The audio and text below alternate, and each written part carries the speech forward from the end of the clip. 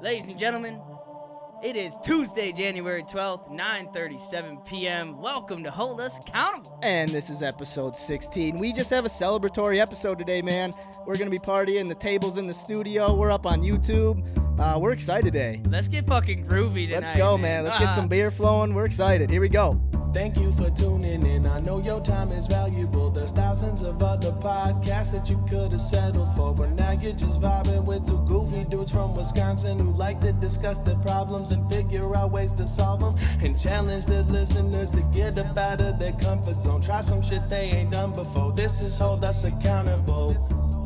Hold Us Accountable. This is Hold Us Accountable. Episode 16. Let's go, man. What is this? Hold Us Accountable? Yep. Episode 16. Hey, what do we got in the studio? I think a table. Hold us accountable. Hey, Max, who made this table? I think two goofy dudes from Wisconsin. Ladies and gentlemen, welcome to Hold Us Accountable. This is episode 16. Dude, episode 16. The episode of The Table. The table's in. The table's in. We got the table in the stew. What are you gonna do? Man, it's the table is in. It's done. It sits so comfortably. It's fucking perfect. It's just like a whole new setup in here. I just feel more like relaxed, easy. Vibes are flowing right man. now. It is nice. Just I remember like thinking we're gonna get this table and I'm just gonna want to sit and like look at it and stare at the wood grain and how nicely it was finished, and now it's in here, and that's all I can really do. That's about all we've done. Yeah, no, this is amazing, man. Like we did it. I knew we would get to this point, but you know the like gratification you feel just doesn't even match what I thought. You know, not even close, not even a little bit. So we've been talking about this day for 3 months. 3 months, yeah, 3 months, almost on the dot. October 14th, we bought this slab. Yep. And January 12th, we are sitting at it. It's done. Yeah, so almost 3 months, but worth it. I mean, worth every late night frozen toast sanding session. Yep. Worth every epoxy disaster party. Every $20 Quick Trip gift card I had to buy for my neighbors because I dusted their cars out from sanding too much. Sanding your garage. Oh man. Oh man! Shout out to you, Max. Hey, shout out to you, buddy. We for fucking did it. For going through this process with me, and we're just gonna kind of recap this whole process, the highs, lows, what we learned, what we should have done differently. I mean, we're gonna recap the whole thing. We're going to be picking out hobbies for our next month. Hell yeah, it's a big day today. We're gonna be talking about getting YouTube up and going. What's going on, everybody? Like, dude, we're on camera. We have so much to just be, you know, we accomplished a lot. I feel like, you know, everything has been building. We've been talking about finishing this table and getting up on YouTube and you know what we're gonna be doing the next couple months and you know after this table, and now we're to that point and it feels so good. It's you can't really describe the feelings of like, you know, we've set all these goals, so many goals that just seemed so far out, and we're here with them. That's the weirdest part. We're 16 episodes in. We're sitting at the table we made. We're on camera, which is a thing we're gonna have to get used to, where we're kind of recognizing that we're on camera right now and kind of giving people listening through video a little love, and it's unreal, man.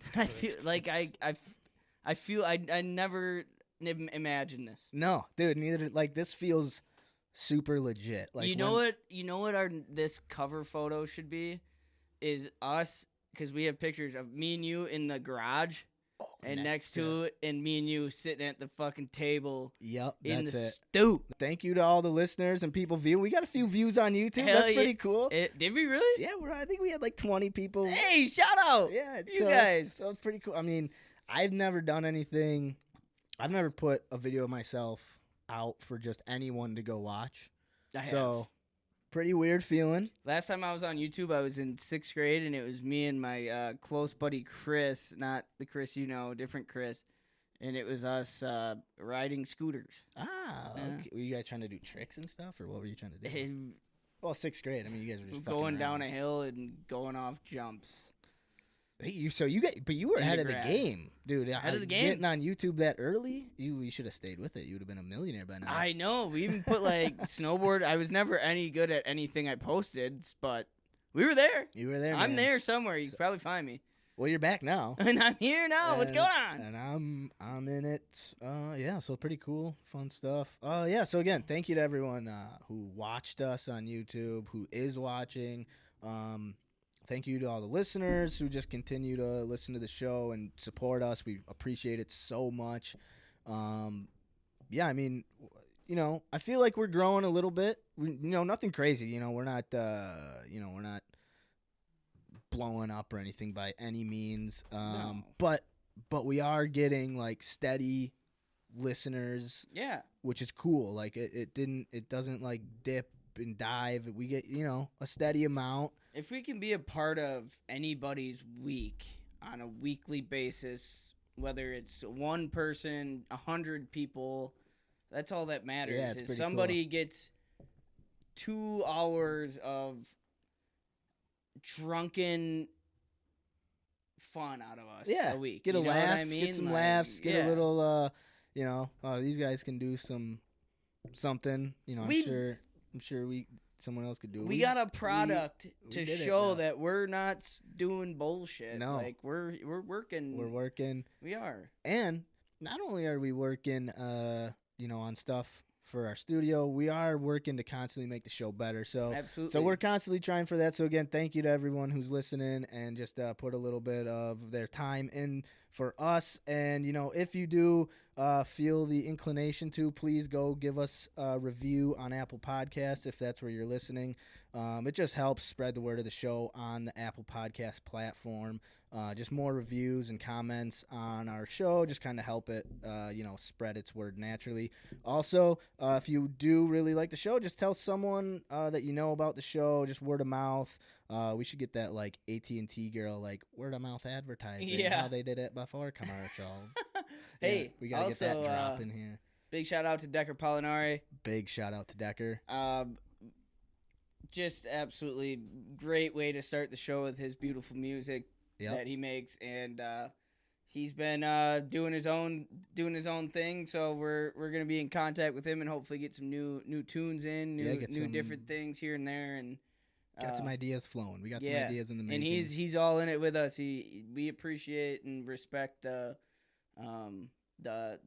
things he's doing, and he respects what we're doing. And oh yeah, dude, without Decker's intro music, I mean, we kind of had our thing going, but it like that gives us like legitimacy. Like someone turns it on, it's like, oh, they have a song with their name in the song. Like that's not I feel like that's not a super easy thing to just go out and either do yourself, have a buddy that can do that. So thank you so much, Decker. Dude. Like it really does just bring legitimacy to the show that we couldn't get on our own. We would try, but it it just wouldn't be the same. So and I think a big thing that we're doing and gonna continue to try and do is get people who are artists, rapper, whether it's music or artists or anything, people who are around us that we know that are pursuing their dreams, their goals. We want them a part of what we're doing, whether it's, we really plan on getting interviews in here soon, getting people who are working hard on their craft and asking them about their processes and shit like that. And so, yeah, definitely just big shout out to Decker. Big shout. Go check him out. You can find him on Spotify, YouTube, Facebook, Instagram, any social media site. Go check him out, man. He's steady dropping good shit. So yeah, and again, let's give that shout out. Make sure we get his name out there correctly. All right, so if you want to go check out Decker, check him out like Karel said on Instagram, Spotify, Facebook. So if you just search Decker, Dekker, Pollinari, Pellonari. So again, it's Decker Pollinari. Search him out. He's got just good music out. He puts it out every week. He puts out a new freestyle. Yeah. So yeah, awesome stuff. Just a really His fun. His mind's constantly working. Yeah, dude, super fun dude to just have on your timeline and just catch something new every day, pretty much. And we will have him on this show with us. Yeah, man. Eventually, dude, we have ideas for artists, like you were talking about before, local businesses. Yep. We have ideas, and we've been in contact with some of them. And it's just a matter of getting logistics and everything figured out. But we're going to get into all of that. Yes, let's get it, because I was just about to jump into it. We are going to get into all of that. But we can't talk about this shit without clenching our thirst. You took the words right out of my mouth, God, man. I'm thirsty. Are you thirsty? Oh, I've been thirsty, buddy. Crack them the fuck open, guy. Let's do this shit. Ladies and gentlemen, this is episode 16. Let's get rolling.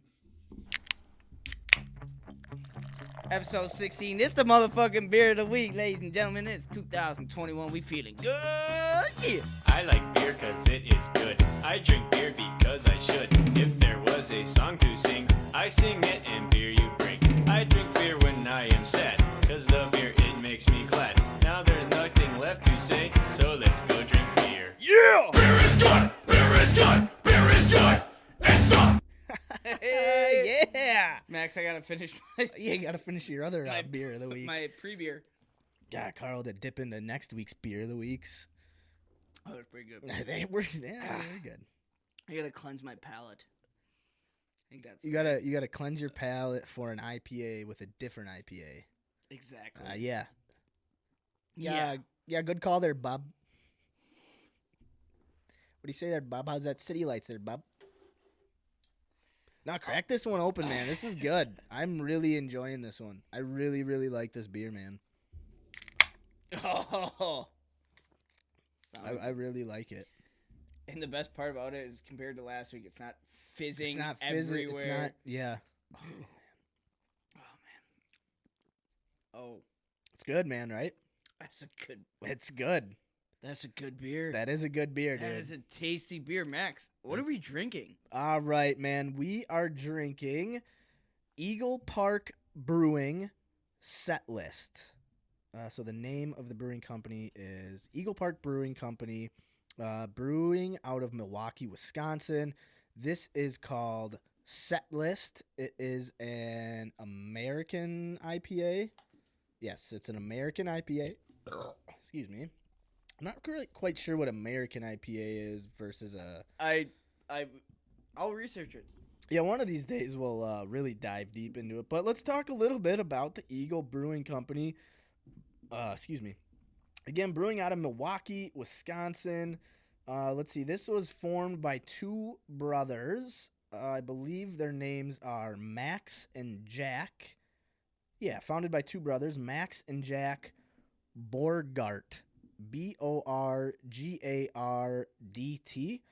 So Eagle Park Brewing was founded by those two brothers. They have a love for writing music and playing in a band together. So the two brothers, they also love drinking beer together. They started brewing in their garage together.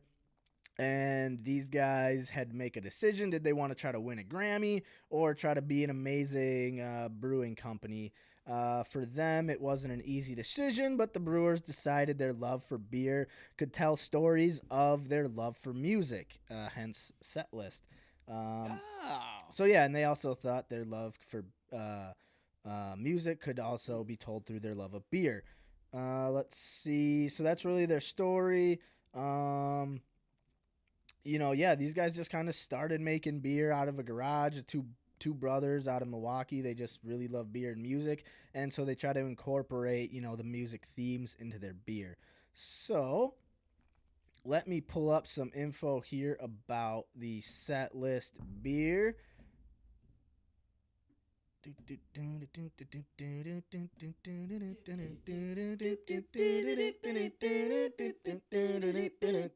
All right, Set List.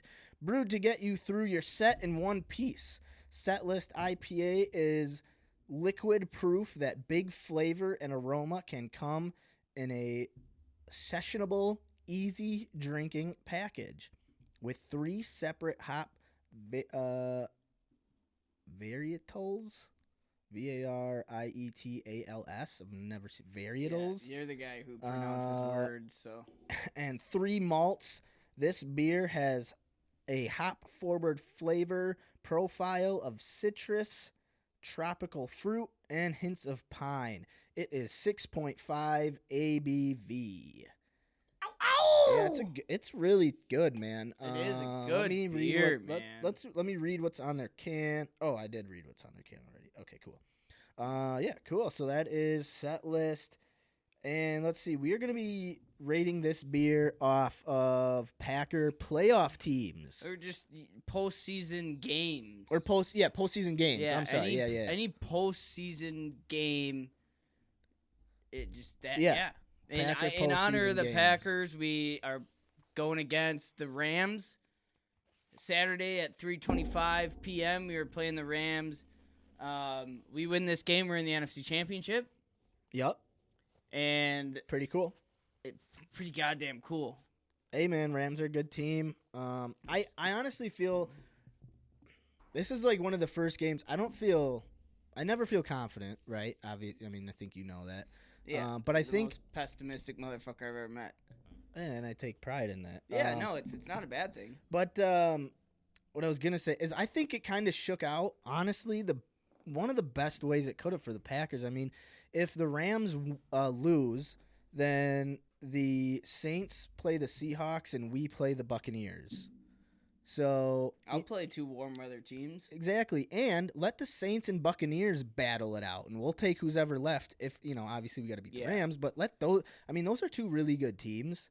But I'm confident against those teams. I am too, but I would rather see them in the NFC Championship game than the game to go to the NFC Championship. Absolutely, I agree. Game. So, and we got Jared Goff, who's got a broken thumb. We got Aaron Donald, who's got shooken up in that last game. Got shooken up. I mean, as much as we love Brett, we saw the thumb problems he had in the mid-2000s when he broke his thumb and trying to play in Green Bay in the winter. Like, that shit locks up. It ain't easy to play quarterback with a broken thumb. And especially when it's going to be 20 degrees. Yeah, it's going to be cold. Jalen Ramsey's really good for and we're going to have 6,000 people in Atlanta. You know how the fucking energy that's going to be in Lambeau Field, man. It's going to be awesome. Be electric. I really cannot wait for the game. So we're rating this beer off of just postseason games, man. Yeah, postseason games. So, like your example, like you had said, if we think it's an amazing beer, it could be the Seattle Seahawks game when Al Harris picked off Matt Hasselbeck in overtime. Yeah. That would be like a great beer. If it's a horrible beer, it's probably the fucking NFC championship against the Giants. That or the NFC championship game against the Seahawks. Yeah, or the Falcons. Or the Falcons or, any one of those playoff games. But there's a lot of great playoff games. I think I got mine picked, man. Because this is a good fucking beer. This is a really good... last week... the thing about last week, the beer, it was like... I think if it wasn't as fizzy as it would have been a really good beer. Yeah, it had good flavor. It had really great fit. Yeah, but it was just too much. I was drinking just fizz. I was drinking bubbles. I'm so glad we were on YouTube because I popped a cap off one of my beers and it smacked me right in the eye. Was that on there? Yeah, you could see it. It was great. Oh, nice. Yeah, I forgot to even check for that. Yeah. Hell yeah. Yeah, so we're rating this off. And I'm trying to make sure I'm speaking closer to the mic because last week I sounded quiet. Sounded quiet last week? Yeah, I sounded quiet last week. But I got mine, dude, and this is I really like this beer. Yeah. No, I got mine too. I didn't even have to research anything. I know exactly which one I'm going with. You want me to go first? Yeah, go first. Lay it on me. I'm going to do 2011 Green Bay Packers versus the Chicago Bears in the NFC Championship game. The game B.J. Raji had his big interception, fancy dance in the end zone game. Man, that's really funny. My game was the game before that against the Falcons. No, that's what I'm talking about, dude. Mine was the 2011 Falcons game. That's a good beer. I went with that one. So do you remember the Tramon Williams pick six? Yes, sir. I didn't call that pick six, but right before the play, I was like, we need a pick here. We need a pick. We need a big play. Hell yeah.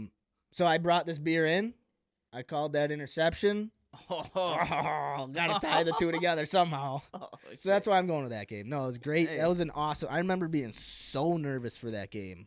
Oh my god. So nervous for that game because I thought the Falcons were just gonna. I mean, they were a juggernaut. They had Roddy White, Julio Jones. Oh man. Oh, I don't remember the running back at the time. I don't think it was Devontae Freeman yet. No. But maybe Michael Turner. Michael Turner. I think it could be right. Michael Turner. Did they have Tony Gonzalez too at that time? They might have had Tony G. Tony Gonzalez. He might have still been playing. But yeah, that was just a great game. I was in Madison. I remember I was with some family in Madison. Yeah.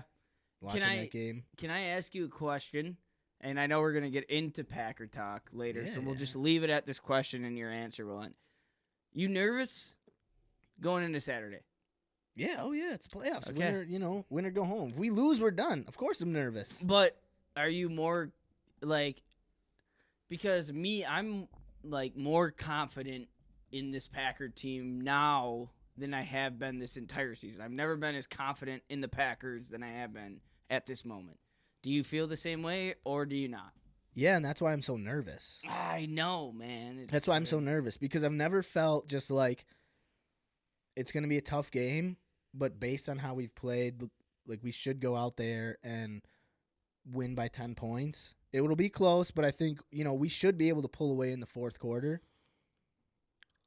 And that's what makes me nervous because, I know that this team they should be able to do that, but will they? That's the nervous energy that just fucking flows through the Packer veins. So to prep for the Packer talk, and we'll end it at this, the Packers are playing the Rams.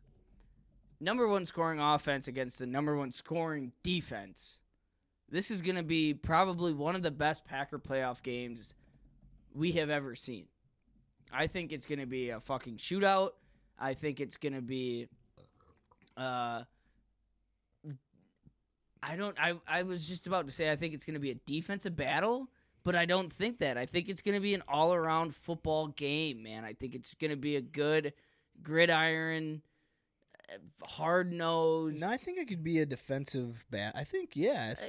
Okay. Well, because, I mean, I don't think I just don't see the Rams just mainly with Jared Goff's thumb. He made some throws against Seattle, but a lot of them were like that one. He had a long pass to Cooper Kupp that I don't know how Jamal Adams didn't pick it off. Yeah, sorry. But so I don't know. Maybe Amos makes that play, and it's a completely different game. I just feel like their defense can probably stop our offense, and even though our defense isn't great, I feel like we can stop their offense. But we're stepping up. We're in and we get in those loops or in those drives where it's postseason football, and this is exactly how it went Super Bowl season. The year we won the Super Bowl is our defense stepped up the last 3 games of the season before the postseason. Well, and then that year we had a top 10 defense that year. It was a good defense. But it picked up right before, our we started playing playoff football. We started playing playoff defense. Yeah. That's when Sam Shields was a rookie at the time, I think. We had Tramon Williams, Eric Walden, Clay Matthews, BJ Raji, Cullen Jenkins, Charles Ryan Woodson, Pickett, Nick Collins. Yeah, Nick Collins. We had a fucking lineup. AJ Hawk. Yeah, we had was Brady Papinga, that was prior. And we had goddamn, I can't think of them. Whatever. We'll save that shit for Packer talk. Yeah, we'll save it for Packer talk. But yeah, no, I'm excited for this. I'm excited, but I'm very nervous because of how well I think we should play, which makes me nervous because usually when that happens, we lay an egg and I get pissed off. I know, and I don't like to think like that right now because the Packers have been doing something that they usually do where we get into these hypes and all of a sudden we hit a slump or shitty second half football team. You know, like that's always been a Packer thing where it's like second half we'll come out electric in the first half, second half we come out and we're fucking soft. Right. But we haven't been doing that, so it's like I don't even want to say nothing about it. No, yeah, I'm just excited for the game. We'll talk about that talk at the end of the about it a show. little bit more later. Stay tuned. We'll talk sure we'll Packer say talk. all the same stuff we Yeah. said right now. We'll say 2 hours from now. Exactly. But before, but we got a ways to go before we delve back into Packer talk. We've rated our beer. You went with the 2011 NFC Championship game. I'm going with the 2011 divisional game. Hell yeah. That's funny that it worked out that way. That's awesome. That's funny. I don't remember like the Super Bowl run in 95, 96. I don't remember it. I was 4 years old. I wasn't alive. I don't remember any of those playoff I was games. watching it from the fucking womb, from the heavens. You weren't even from the balls. from the ball. Yeah, the heavens. You weren't dead. Yeah. I think my dad was watching. I hope he was. If he was, I was too. Never know. Shout out Pops. But yeah, man. Dude, I can't wait to just get into talking about this table. That was the beer of the week. We rated it off Packer playoff teams or playoff games. Any postseason game in general. Any postseason game, because we got the Packers coming up. Again, Karel win with the 2011 NFC Championship game against the Bears, in which we won 21-14. I went with the 2011 divisional game. Well, it probably would have been 2010. 2010 divisional game. 2010, 2011. I don't remember the score of that game, but I remember the score of the Bears won just because it was so easy. Yeah. But yeah, anyway, that was it. That was beer of the week. This is that we were drinking. Golly, we're so excited we're today. So excited. Bear with us. We're so excited. Again, we were drinking Eagle Park Brewing Company. We were drinking Set List, and it was delicious. Grab one. Go get one. Max, this is a good beer. Drink it up. I'm nom nom nom nom nom nom nom nom nom. I may be buzzed. I'm not sure. I like We're beer on 'cause YouTube. It is good. I drink beer because I should. If there was a song to sing, I sing it and beer you bring. I drink beer when I am sad, cause the beer it makes me glad. Now there's nothing left to say, so let's go drink beer. Beer is good! Beer is good! Beer is good! And soft beer is Yeah. Dude, I realized I forgot to mention earlier in the show we got the hats. Oh, we got hats. The hats are in, dude. Dude, we're like at a point where we got hats. I got a lot. I got something to hold you accountable to. We got all sorts of stuff. This show's gonna be fun.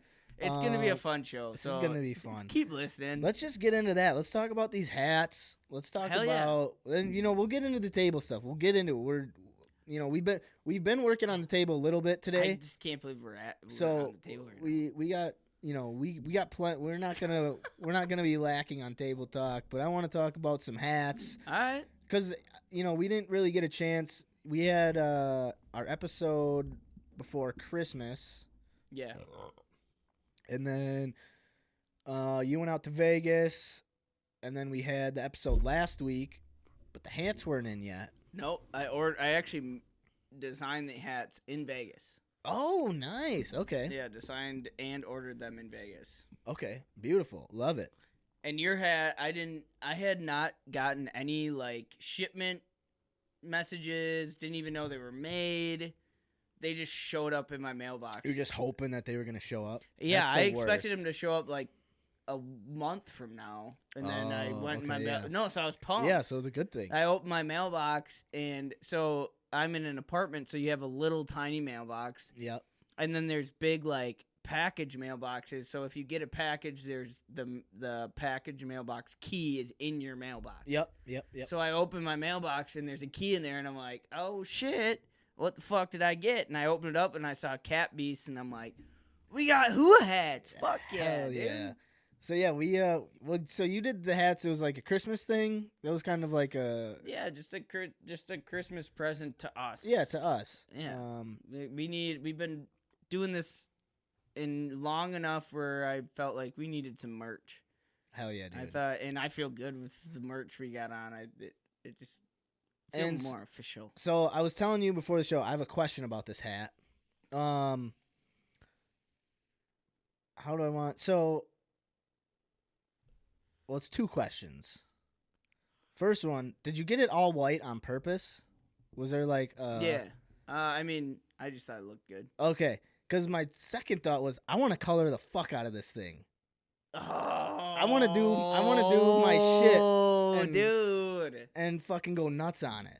I didn't even think about that, Max. Is that okay? Because I was like, oh, I bet she got me it all white because he wants me to I didn't even color think it about up. that. I thought all white just because I was like, it looks slick. I mean, it does, but dude, I'm like, I just want to put some ink on it. Yeah, dude, that's so why it happened. So I was gonna ask. I was like, do you mind if I color it up a little bit? I would be disappointed if you did not. Oh, all right, dude. I'm pumped, dude. I'm pumped. I saw it and I was like, oh, that's why he wanted me to take this hat because it's all white. Oh, and I'm gonna color it up. I'm not gonna lie to you that I didn't think about that until you just said it. Well, cool. I'm glad it worked out that way then. Fucking sweet, that's cool. dude. Oh yeah. Well, you better fucking follow through with it and finish I will. the fucking Dude, thing then. I've been having ideas and just like I've been getting once I saw it, dude, I got the itch like immediately. So last night I got the hat yesterday and show the camera the hat. Yeah, get it up close and personal. Yeah, so I ordered here, I'll take mine off too. So Max, show this hat too. Give them both. Yeah, real nice like. So I ordered, put my hat back on. I ordered both these hats, and the one I'm wearing, I designed it, and I was like, that's kind of my style, plain, just kind of, hippie, fucking, whatever. And then I designed this one, and I was like, right off the bat, I kept telling Max, once this came in, I'm like, you're gonna want the other hat. Yeah. Like, yeah, it's more your style. But the coloring thing never came into play with me. Oh man. And I can't wait. And so last night I got the hat, and I was like, I opened it, I was pumped. I sent a picture to every other human being other than Max, and I texted you, and I was like, all right, I got the hat. You want to see it? Are we waiting for the show? Because, I got it, and I was like, I'm not going to unbox it till we get to the show. Yeah. And then I was like, nah, fuck that. I'm unboxing this shit. And you texted me, you're like, yeah, I'll see. I want to see it. Yeah, I know. Hell yeah, fucking. Because I had the same thought. I was like, oh, maybe we should just wait for the show, a little content, unboxing for the show. But I was like, I got to see it. I got to see it. Send me the pic. Dude, and now that you say the coloring, oh, shit, that's awesome. Mm-hmm. And it's pretty cool because me and Max, we've been talking that we wanted to hold us accountable merch. We wanted just coasters to start.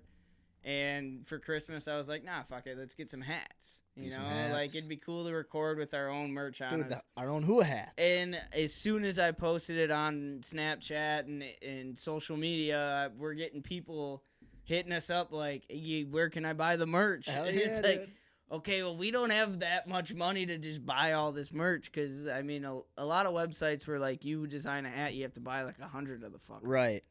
But now that people are interested, I'll put in some money to get some people some merch. Yeah.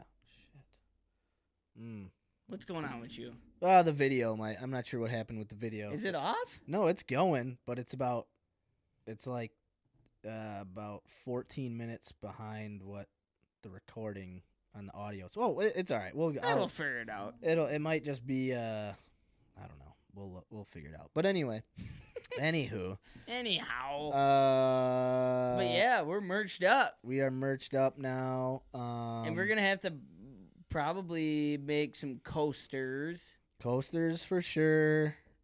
Koozies. I think maybe coasters for just us at least. A lot of people want hats. Yeah. So if we can make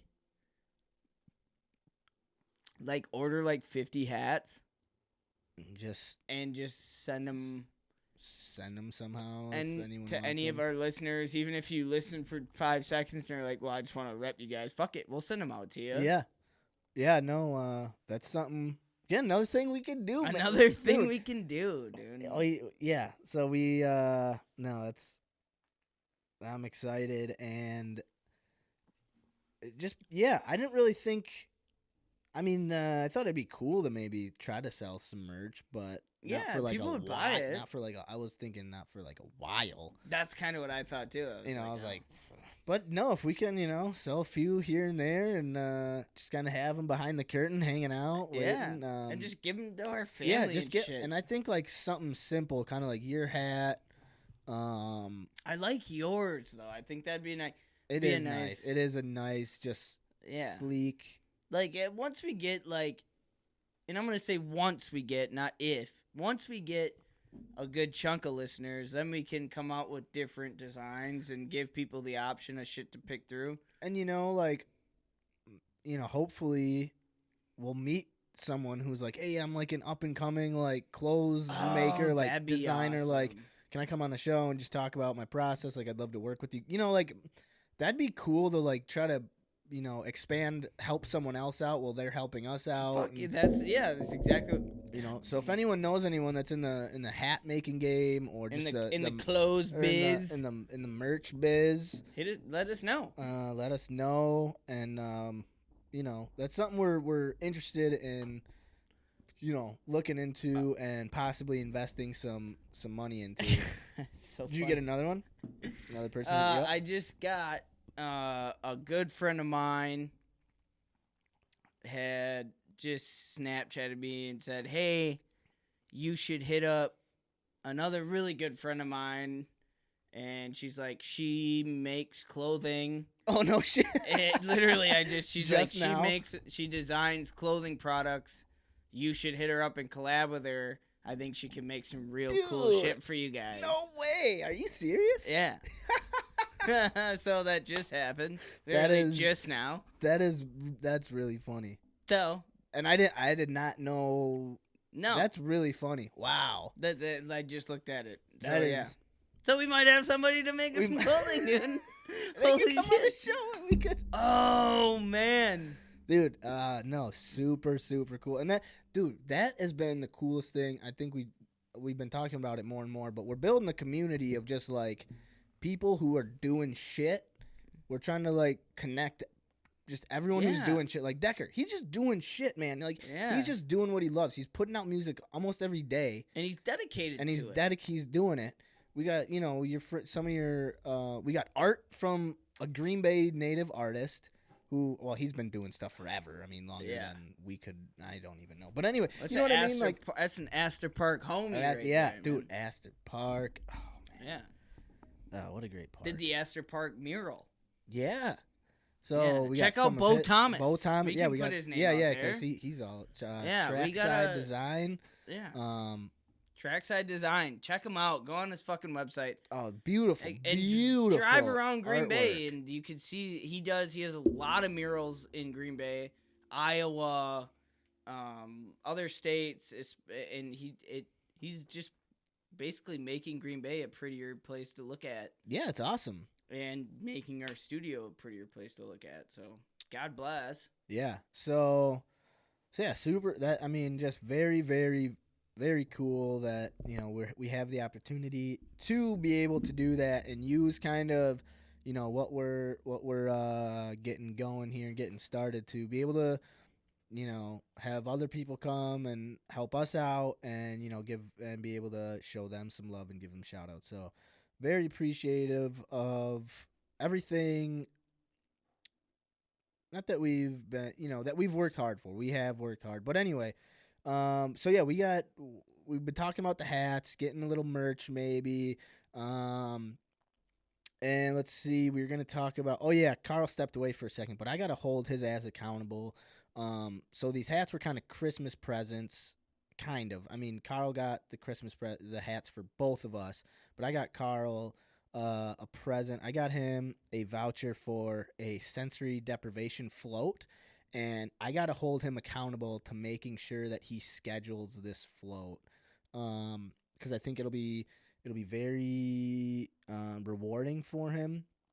and we have some opportunities with the float, with the sensory deprivation float tank. It's like a spa kind of, we got some opportunities with them to do a podcast from their facilities and be able to give them some shout outs. They'd be able to give us some love. So as Karel steps back to the mic here, I was just saying how these hats were kind of like a little mini, obviously, like you said, they were a Christmas present to yourself and me. But I got to hold your ass accountable and make sure you schedule your sensory deprivation float. Oh, shit. Yes, I do. I just got to make sure you schedule that because I think you'll love it, dude. I think you'll really like it. I'm pumped for it. And when I went in there to get the voucher, like I was, I think we talked about it a little bit last week. They loved the idea of us being able, first of our podcast, they thought it was awesome. They love the fact that I've been doing some float therapy stuff or some sensory deprivation floats and been talking about it on the podcast. So they wanted us to do an episode or just like maybe not a full episode, but just a quick like, hey, we're out here at the Wheeler Academy and we're in their oxygen tank room or oxygen bar room, and we're getting oxygen shoved into our face. We're recording. We're up and alive, man. We just got out. We did the sensory deprivation tanks. It was trippy. It was all that. We could just do. They were like gung ho about it. So we have that opportunity to go in and just say, we want to do, schedule some floats and then, just get into a room and do, a podcast with you guys, and they would be all about it. So as soon as I got to hold your ass to getting it scheduled. I'll do it tomorrow. All right. And then once 14th, you do, well, yeah, that's in 2 days. Yeah, that's in 2 days. So, I mean, you think I can get in that quick? You might be able to, but just schedule it for whenever you can, and then I'll schedule one as well. And I'm excited to do it because it's something I remember the first time you did it, and then you've been doing it, and I've been hearing about it, and this is definitely something I want to get involved in, try and, see what it's all about. So, and the fact that we get the opportunity, they gave us the opportunity to record and do our thing in their there, they told me we can, blow up their social media and just say, hey, this is where we're at, this is what we're doing, we're here.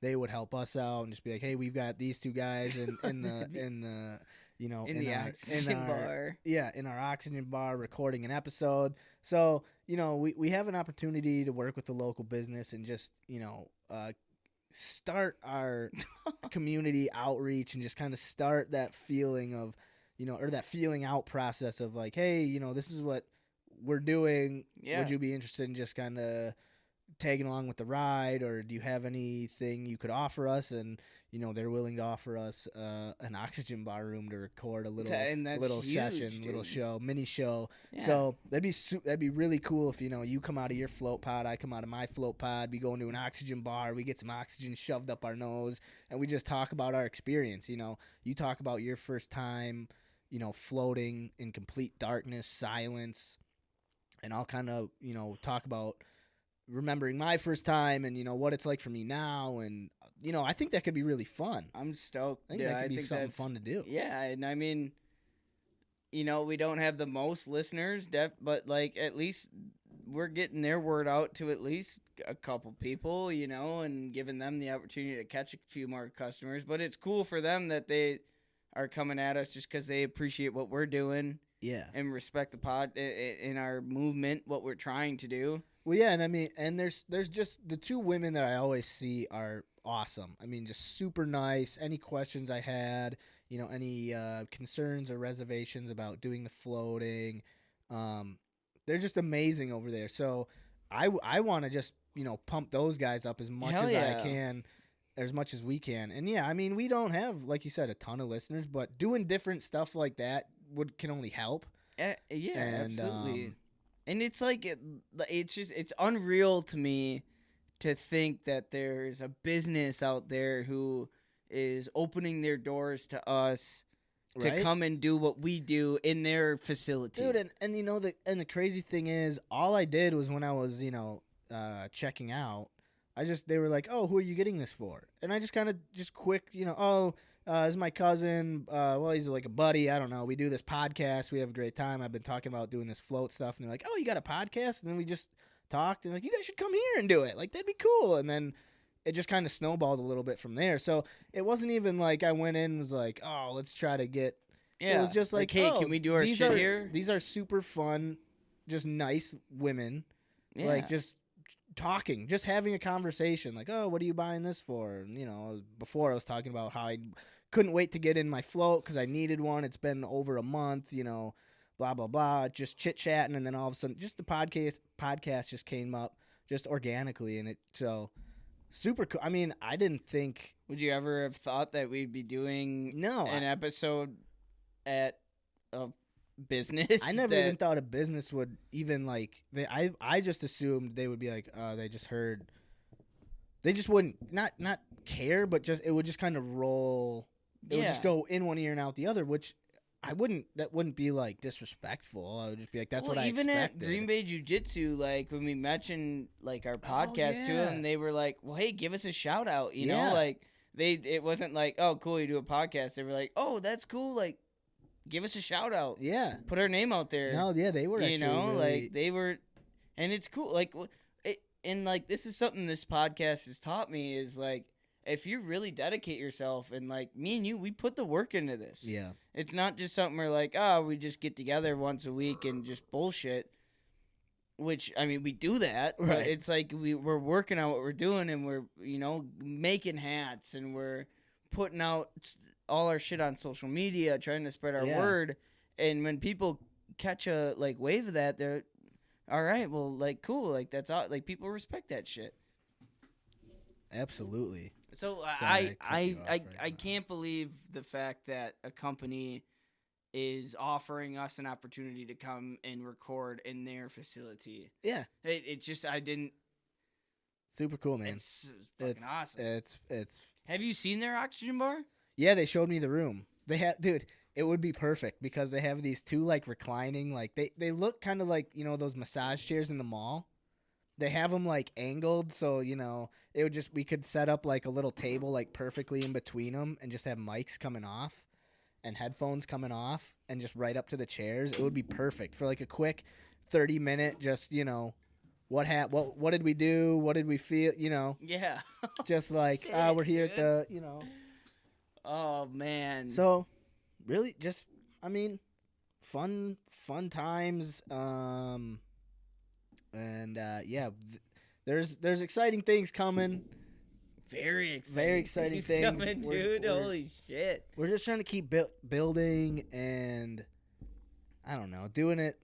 I don't think we're gonna do big things with this podcast, whether we have thousands of listeners, one listener, whatever it is. Like, we've dedicated ourselves to the point where like we're running with this thing, and obviously we hope people ride with us. Like this podcast it's not just for us to get together and talk shit. It's to do something. It's to do something, and I think the farther we go, the more we're gonna encourage people to hop on with us and to try shit and to really get rolling and it just hearing that somebody really took interest in it and wants us to do what we do in the place that they do what they do, and it's exciting. It's exciting. Oh, yeah, man. It really is, especially, man, when we started working on this table, we're going to bring it back to this table. Back to the table. We saw this. We're gonna post like before and after pics of the slab. But when I first saw it, I was like, "Oh man, it's such a beautiful piece of wood." It was beautiful. Just a piece of oak. Just a piece of cut wood. And I was like, just throw some legs on it, put it in the studio. I think it'll be beautiful. But man, dude, we made this thing like, yeah, it's way like crazier than. Even just watching, like, videos, because I've been Googling, like, woodworking stuff, you know, you watch videos of people doing like the epoxy pour tables. Yeah. But dude, it doesn't. Once you feel it, I mean, you smell it. It smells so like just the finishes you put on. It smells like a like a really high quality piece of wood. Like it's a high quality table, and the finishes. And I mean, to see it, feel it, smell it. God, I'm gonna lick it soon. Like, you know, like dude, it is so fucking smooth, dude. It's smooth. The grain of the wood. I love that we put on a coat of epoxy with some of the black or the gray black metallic in it. Really popped out the grain. I love the fact that you can see a little bit of the green metallic. You know, when the light hits it right, it kind of flickers that green metallic. I just can't believe we're sitting at this fucking thing, man. The legs on this table. Shout out to Lou in New York. Hell yeah. Who sent us the leg? We got him on Etsy.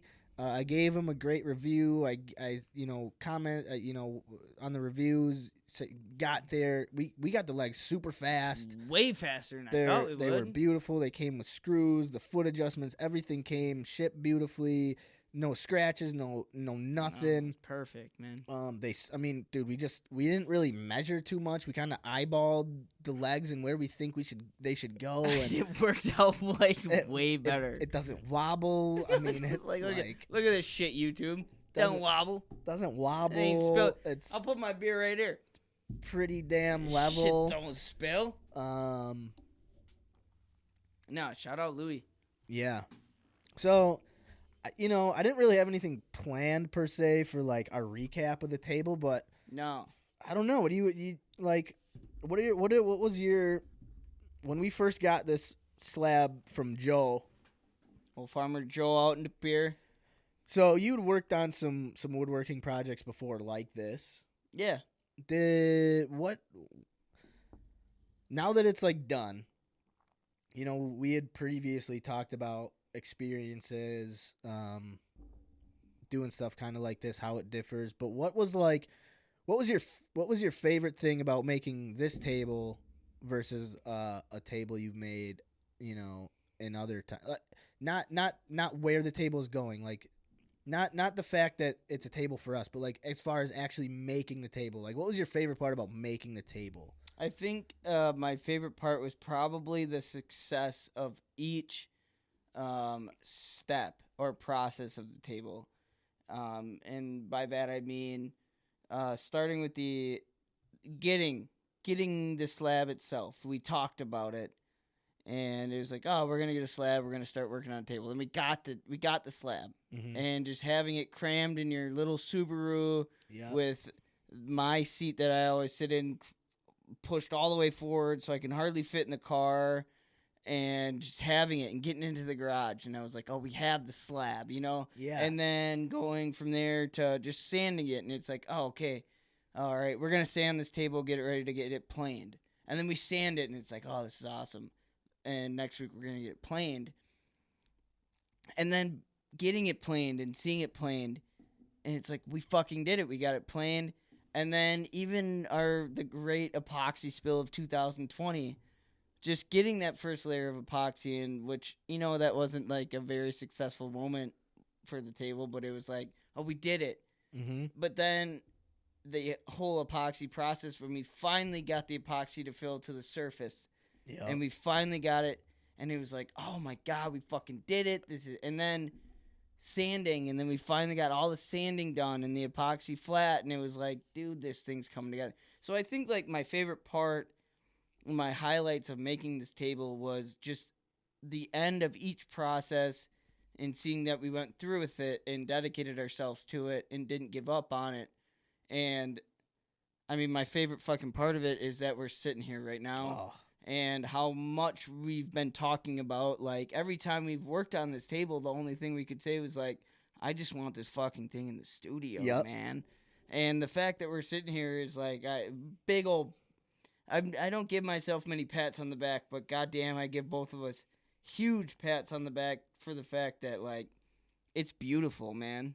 It is. And we went through some harder times with it, and it got difficult, but we never even really got down about it. We always had a good time with what we were doing, And like I think the only difficult time about this process was our first epoxy pour was like really like that was our biggest learning curve in this whole table process. Yeah. And once we got over that hump, I think it was like, well, we can fucking overcome any part of this table.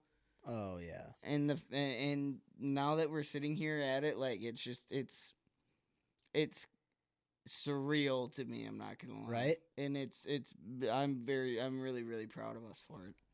Me too. I'm extremely proud, man. I think just the way. I mean, I know it took 3 months, which, I didn't know the process really. So, when I go into thinking, oh, we're gonna make a table, it's just I don't know so the time thing didn't matter to me.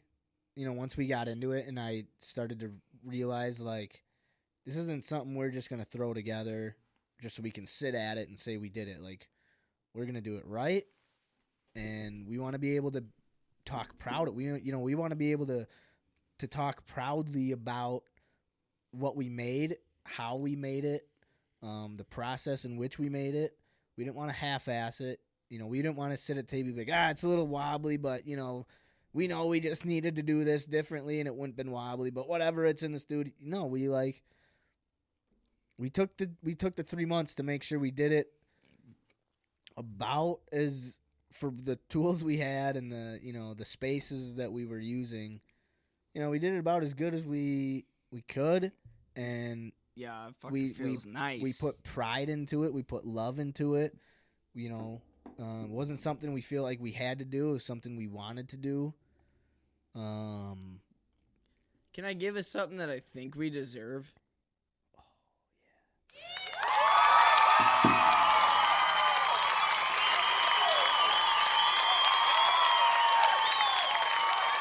And I'm gonna let this play out the whole time because I think we deserve a loud applause, man. Give yourself one. Pat yourself on the back, dude. We really did it, and we fucking dedicated ourselves to this table.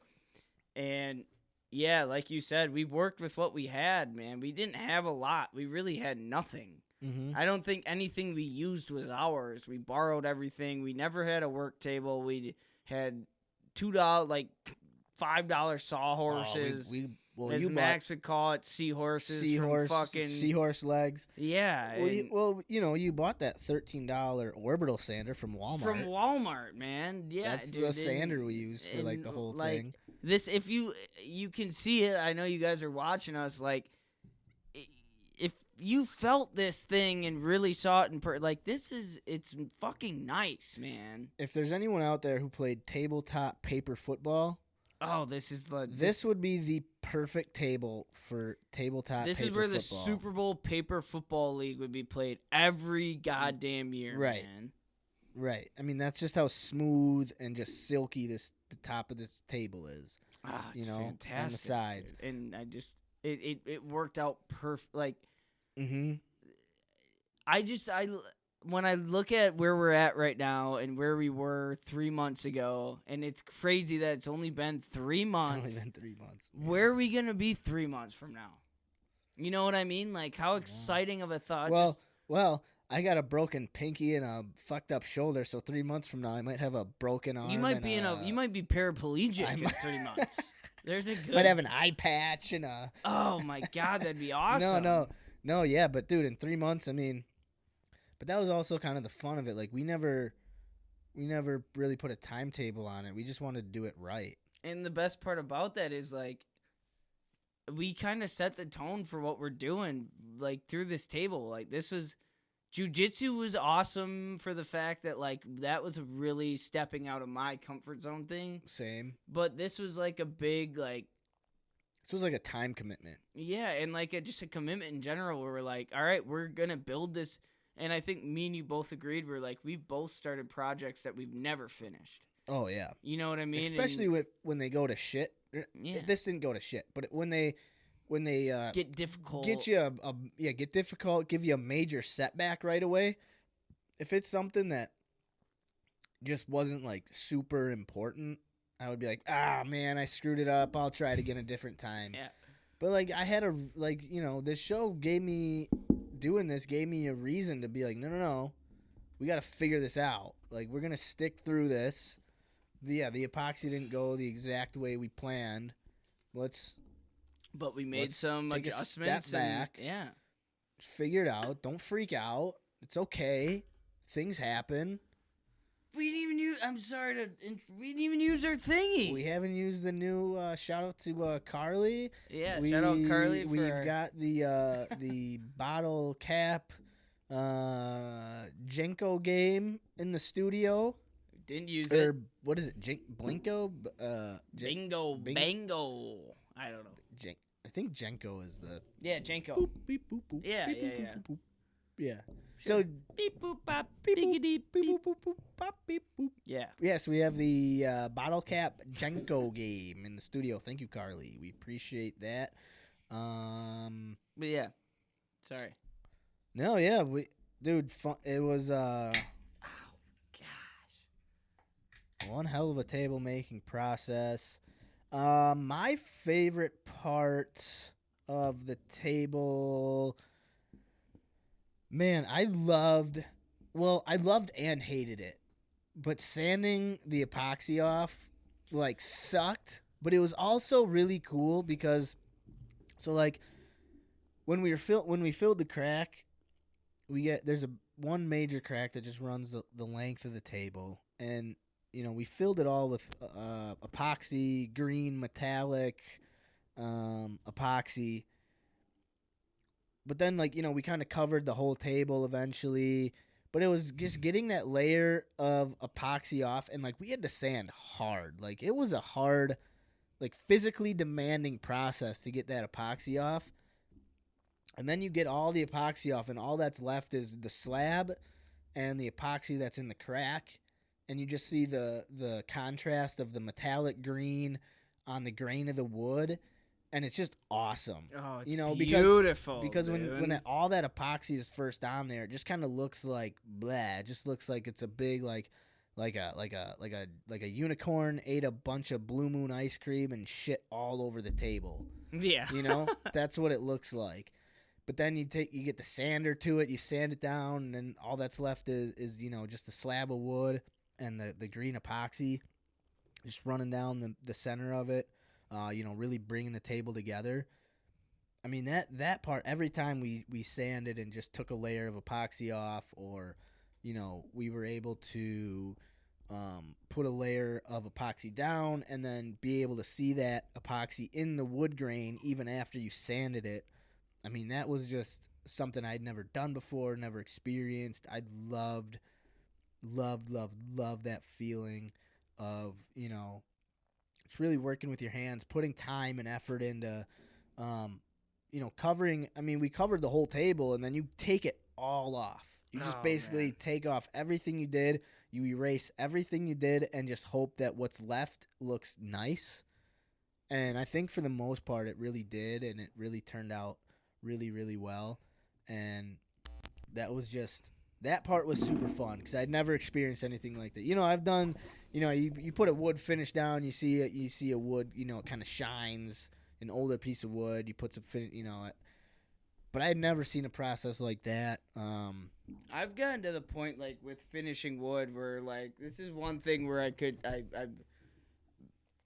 allowed myself to be cocky about, where it's putting a finish on a piece of wood, I could make shit look good. You know what I mean? I could make a piece of shit shine, and building it and just getting it to the point where it's at, and it's just it couldn't have gone any better. No, I agree. Was there ever a point where you wanted to just quit on the table? Probably when yes. I didn't want to quit, but it was fuck this, dude. Right. And that's when I was sanding the bottom of the table, when there was we probably had an inch of Laffy Taffy shit epoxy where you couldn't sand it, and all it was using a chisel to imagine having a million dried up pieces of gum under a desk, and you have to sit there with a chisel and peel it off, and try and sand it to get back to that wood that's underneath all that gum. Like, that's what it was like. And at that point, I was like, it was cold. It wasn't warm anymore. It was like I was uncomfortable. Yeah. And I did it. I had a day off of work. You were working. I remember, like, sending you a picture of the bottom of the slab, and I was like, I fucking did it, dude. Yep. I got it. And at that point, it was like, oh, this sucks. This really sucks. But getting through it, and once I was done with that part, it was like, well, like, how much worse can it get? Dude, I remember you telling me you were like, yeah, I had to sand it to a point where it got hot enough where it turned like to like gum, and then I could chisel it off. Yeah, it'd be like. But if I didn't sand it and heat it up, I couldn't. It wasn't going. I couldn't chisel it. I couldn't do shit with it. I think I went through like 35 pieces of sandpaper in 30 minutes, like a sandpaper a minute.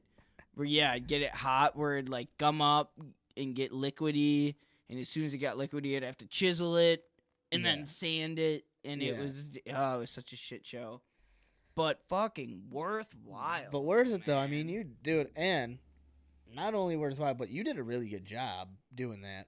Hey, we both did a fantastic job on this table, man. I can't believe it. I can't believe it's in here. I can't either. I just remember so many episodes thinking, I cannot wait until this table is in here and we can just get these tables out of here. There's just clutter. And, I still can't wait to get this other table out of here. Yeah. But it's... We'll talk about that project. But, hey, we got a fucking record player in here now.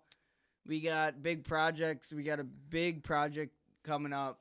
Yeah. For our big back wall. Like, that's not a far out thing. That's something we're probably going to start soon. Yeah. I got the pallet wood, and so we'll get talking about that. We'll talk about that. Yeah. But I don't even know what topic we're on right now, to be honest. We're just still recapping the table, man. The table. It's been dude, this is just a fun episode. We're just hanging out. I'm partying. I'm in whoever's listening, I'm in heaven right now. Yeah. This is like this whole day, long day of work, all I could think about was getting here, and it's just I don't want to leave. Yeah, no, I don't want to either. A lot of things. Well, so I'm a little bummed, man. The YouTube stuff, it went really well last week. This week though, I exited out of the GoPro app on accident, and it just wasn't in the app for like 10 minutes. So now the video is I think 10 it just stopped. Oh, it did. Golly. Oh, come on. Don't do me like that. Okay, so we might not Don't do me like that. Might not have YouTube this week. We're still working on it. Yeah, it's going to be a work in progress here. This is going to be interesting. Maybe have a half episode. Yeah, Okay. There it is. We're back on, ladies and gentlemen. Hey, so bear with us. YouTube's still a working thing. It is a work in last week we weren't really planning on having it. We were just kind of we weren't planning on recording for YouTube, but it worked out that we had no issues with recording. Like the GoPro didn't just stop like it did now. So we'll see how it goes. I'm a little bummed that happened, but I'm not going to let it get me down. No, don't let that. Because I'm learning, realizing you can't fuck anything up on your phone while you're recording. Can't touch it at all. Just gotta let it be. Learning as we go. Let's see what else. We talked about the hats. We talked about the table. Let's see what else we got going on in here. Hey, we got some episode cover pictures in here throughout the studio. Oh yeah, we got some pictures. We got we got more coming. I got a bunch. I got 1 through 15. Yeah, so Max printed out every episode cover we've had up to this point and framed them. Yep. And we laid them out throughout the studio, kind of just, and it little bit of encouragement. where it's just like, yeah, we have episode 1 out here. We got 1 through all our episodes out, and it's kind of cool just to look around and see that, it's like little accomplishment trophies in a sense, where it's like, yeah, we're here, episode 16, and we're trying to surround ourselves with just the shit we've done. Yeah, and like positive stuff, Like the fact that we're wearing these hats, and the fact that we're sitting at the table we made, and the fact that we're surrounded by pictures of episodes that we've recorded throughout the past. When was our first the very first time we stepped behind a mic? Well, that would have been, oh man, back in July of 2020. Let me see. Oh, I don't have my external hard drive with me. That's where man. Okay, so we're not going to have YouTube for episode 16 because the SD card on our GoPro is full. So episode 16 will not be on YouTube because we only got about half an hour worth of video. That's all right. But, we're learning. We're learning. We got 1 episode at least out there. I'm a little bummed about that. I'm not going to lie. You want to let it out? What? Do you have anger in you? You want to let it out? No, I don't have anger in me right okay. now. No. I'm too happy to have anger in me. I'm just bummed. I should have taken I should have freed up some space. I was giving you an opportunity. No, I'm not angry at all. Fuck! Nah. All right, let mine know. We got, Hey, don't do me like that. Don't do me like that. Especially with something like this that we're doing, it's like we got time. Like this week's YouTube video. What's our time limit? This week's YouTube video got fucked up. Okay, so next week we'll just make sure it doesn't. Yeah. And we don't have enough there's no reason to get upset. Like nobody else will be more upset about there not being an episode 16 video than me. Exactly. You know what I mean? Like no one can be like, what the fuck? Why didn't you get episode 16? I'm like, I know. I feel that way more than you do. Trust me. Oh shit. No, yeah. So just little stuff like that could just okay, all right, learning lesson. Not super fun to have happen, but that's okay. It is what it is. Hey Max, got a question for you. Yeah. Where do you want to go from here? Where do I want to go from here? I got jokes of the week where, you know what? Joke of the week this week, I'm not even going to read. I looked up a joke. I haven't read it yet. It's going to be right off the bat. Joke of the week, I don't even know if it's going to be funny or not. I think I know. I get where you're going. I think we do our hand of cribbage. Hand of cribbage. I'm gonna use the restroom quick. Hold on, I'll be back. So what we've been doing, it started last week. We did our first round. We're playing a hand of cribbage, and the whole point of this hand of cribbage decides what our weekly challenge is going to be. So if I win this hand of cribbage and I have more points than Max has, then I take the 2 dice, I roll them, and we have a chart that is 6 by 6. And say I win the hand of cribbage, and say I roll a 3, and then I roll a 2. So we're going to go 3 over, 2 down. And whatever we land on, that's what we're doing for the week. Last week, I think it was 5 over, 2 down, and it was park cleanup. So this week, I won the hand of cribbage. Or last week I won the hand of cribbage, so this week I'm going to deal. And then whoever wins this hand of cribbage gets to roll the dice and gets to decide what we're doing for the weekly challenge this week. And at the end of this cribbage game, whoever wins, which the winner has to get to 121 points, whoever wins, then we go into our ultimate winners bracket for the winner and ultimate losers bracket for the loser. Loser. Motherfucking loser. All right. Well, you're dealing this week. I dealt last week. So you're up. You're green. I'm red. You're up 15-13. 15-13. Let me pull up the grid here. Pulling up the cribbage grid, pulling up the cribbage grid, yeah, yeah, yeah.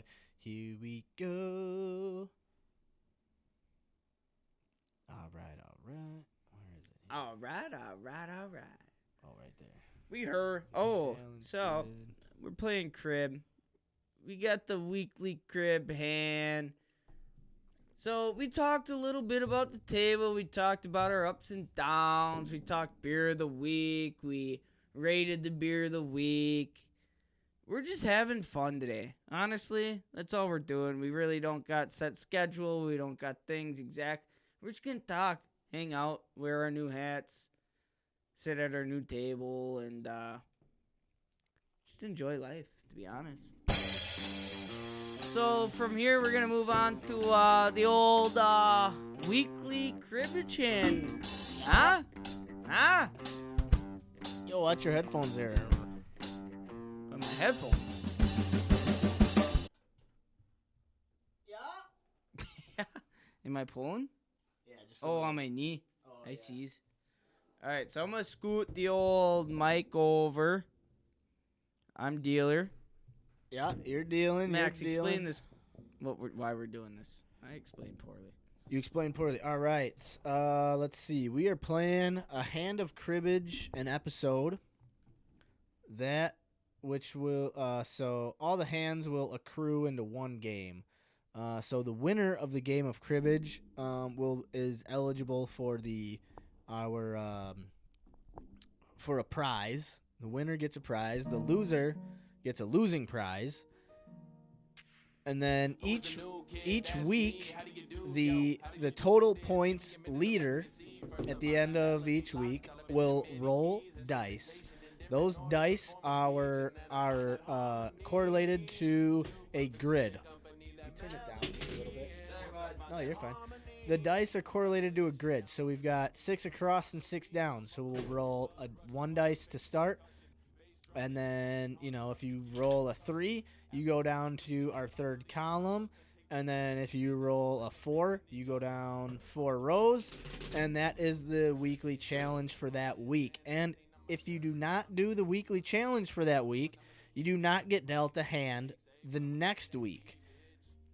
Meaning you will fall very far behind in the game of cribbage, and you will not have an opportunity for...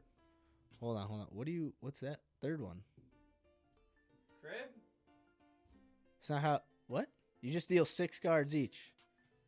Oh, of course. Yeah, just start over there. Start over there, shooter. Few too many IPAs for the big K-Town before the show, huh? Few too many not dealing crib in a while. Fuck you. What are we playing? Sheephead over here or what, buddy?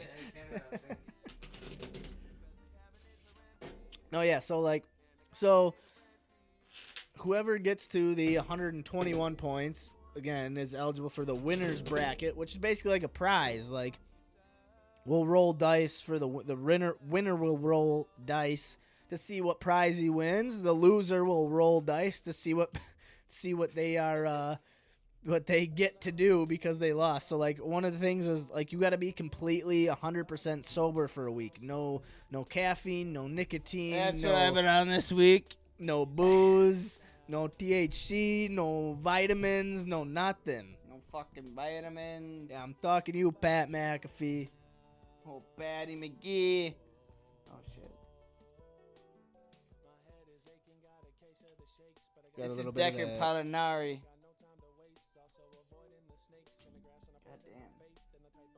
Yeah, so we are playing. Karel just dealt. I got my 2 cards ready to go for Karel's crib here.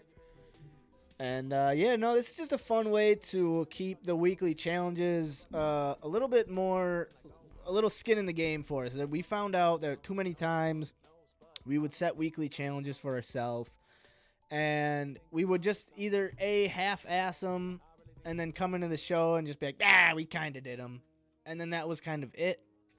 The there was really no holding accountable. There's no accountability really. Yeah, we're kind of just coming in and being like, fuck it. You know, we didn't get. Is what we felt. We kind of held each other accountable, but like, there's some things that, you know, either just right. There's no consequence to not doing it. Yeah. So we had to come up with a way to give little consequences. So here we go. I'm gonna cut the cards. Karel is gonna get the turn card there. Ooh, that's gonna help your crib a little bit. Yeah, well. Oh, really? Yeah. Oh no. This is not good, folks. All right. Let her lay on, All right, bud. I gotta start here. Fiver. I'll do 15 for 2. 15 for 2. Great. Knew that was coming. 25. 28. Go. 30. Go. Oh, shoot.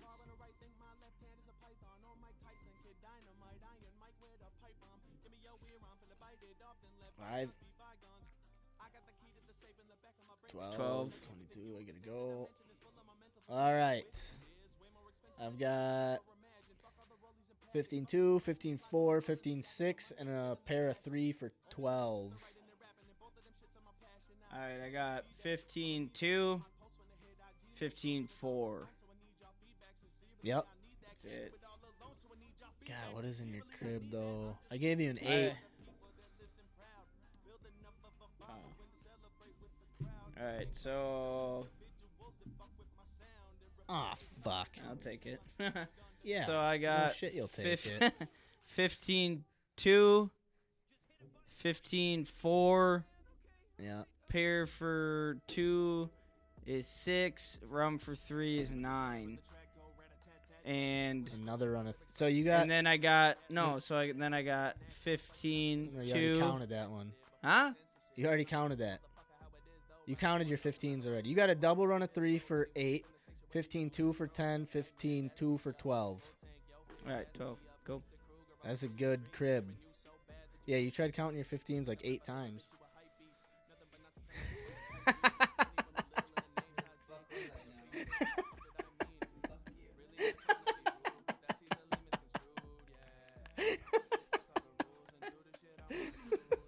right. 7-3.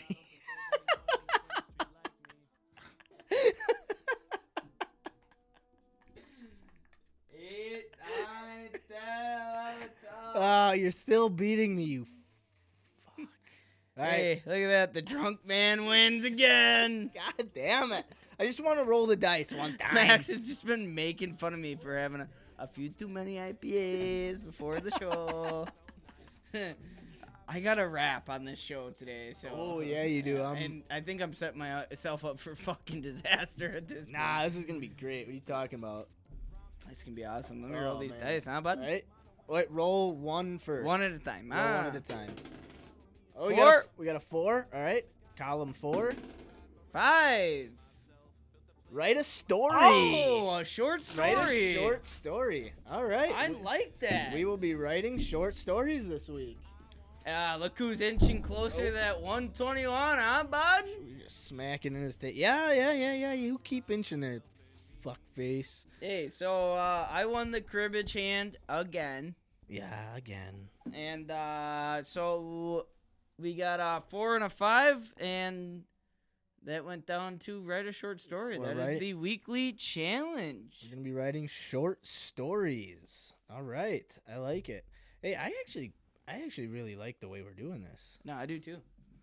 Right? A short. Now, should we kind of clear a short story? This isn't like a 2-paragraph. This is like, right? What are you thinking? Like you got a beginning, middle, and end. beginning, middle, and end. All right. Do you want to put No, I think like what it should be about, or that's up to the creative mind? That's up to the creative mind. I like that. That's good, dude. There's no. I didn't want it to be like, Johnny went down to the store, bought a apple, walked home, ate it. There was a worm in it, and he died. You know, like technically that's a short story. Yeah. But yeah, no, beginning. Okay. No, I think we'll have some fun with it. Yeah, dude. I can always. Yeah. We'll have. Ooh, it's kind of bring. Oh man. So many things. Just flowing through the old noggin right now. I know, dude. So many things. But it's all for another time. Yeah. Wow, man, that's fun. I like that. I like that too, and I like that weekly challenge, man. I That's did too. pretty We nice. landed on a good one. I thought we might be cleaning up a park again. That would be really funny. Oh, we gotta talk about that. Oh yeah, let's talk Oh about man, that. there's so much to talk about, dude. Yeah, we cleaned up Fon Ferric. We did it. We went out. We cleaned as much as we could. We did. There wasn't a ton there. We risked our life for a piece of caution tape. We did, dude. There was. We went to Fon Ferric, and whoever's listening, if you ever been there, you know what it can be like in the winter. But there were times where we were like, we might fucking fall, man. Well, yeah. I mean, I was explaining to someone I know. I was like, I mean, it's not like you're gonna fall and like die. I mean, you could. You could, but like there were times when I was like just a boot slip away from taking an 8-foot tumble. Yeah, on a rock. Onto a rock. There were, I mean, it made it more exciting though. Oh, it was so much fun. That was a good time. It that was beautiful. was a lot of fun. Oh, the weather was nice. I mean, it wasn't windy. It was a little chilly. Yeah. You had your Vans on. Yeah, I brought my hiking Vans. Walking through the snow. Hey, but we got some trash. We did get some trash. We found a little spot that looked like it had to have been like an old dump site at one point. 'Cause we found either that or like a wreck site. Like something. There's just a bunch of broken a lot of glass, metal and a lot of glass. We found a leather belt. Just a bunch of we found that that sandal. that flip flop. Found a flip flop. In the crick. In the crick. No body. We didn't pull a stand by me. I was a little nervous when I found that leather belt. I was like waiting for some fucking bones or something to. That would have been cool. That would have been wild.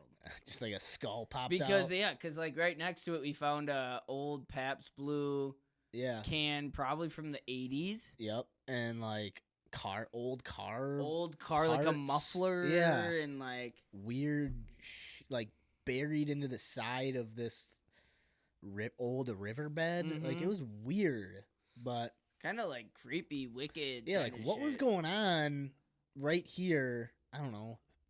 50 years ago. Yeah. Like there's a big creek river running right here. What was going on? Like what? And it's not like there's like old businesses around. No, it's an old state park. Yeah. Like what? I wonder how long Fon Ferric has been there. Yeah, I shouldn't say it's an old state park. I think it is, though. I mean, like old state. But I mean, like, there's property. nothing around there. No. There's nothing.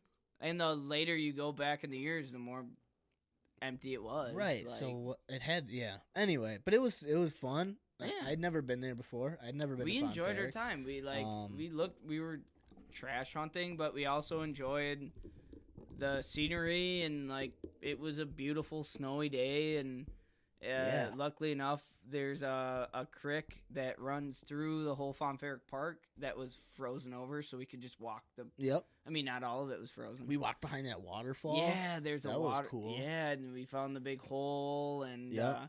So if you ever in Wisconsin, say you're listening, you're not from Wisconsin, or you're not from the Green Bay area, Fon Ferric's a beautiful park to go to. Oh. Especially in the winter, man. I mean, Yeah. I've never been there in the.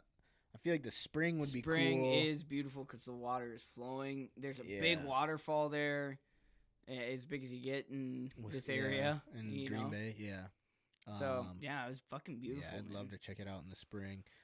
So we did that. So we accomplished so last week, our weekly goals were cleaning up a park at Fon Ferric. We did that. Karel, hold us accountable wrap. And pick up some pallet wood. I think you've got the pallet wood. Pallet wood is in. It's actually, I got it, and I even have it ratchet strap flat. So I'm like, flattening it out, hopefully. Wow, nice. Wrap wise, Tried. You tried? Yeah. You want to? You ready to lay it out now, or do you want to wait a little bit?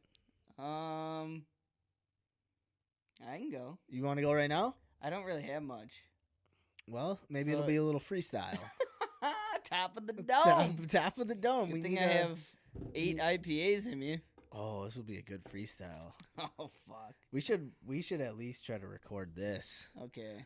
God damn it. Okay. Hold on, let me see the SD card. It said the SD card was full, so I don't even know if I'm a little, I was excited coming into today. I got a little buzzed. I'm sorry.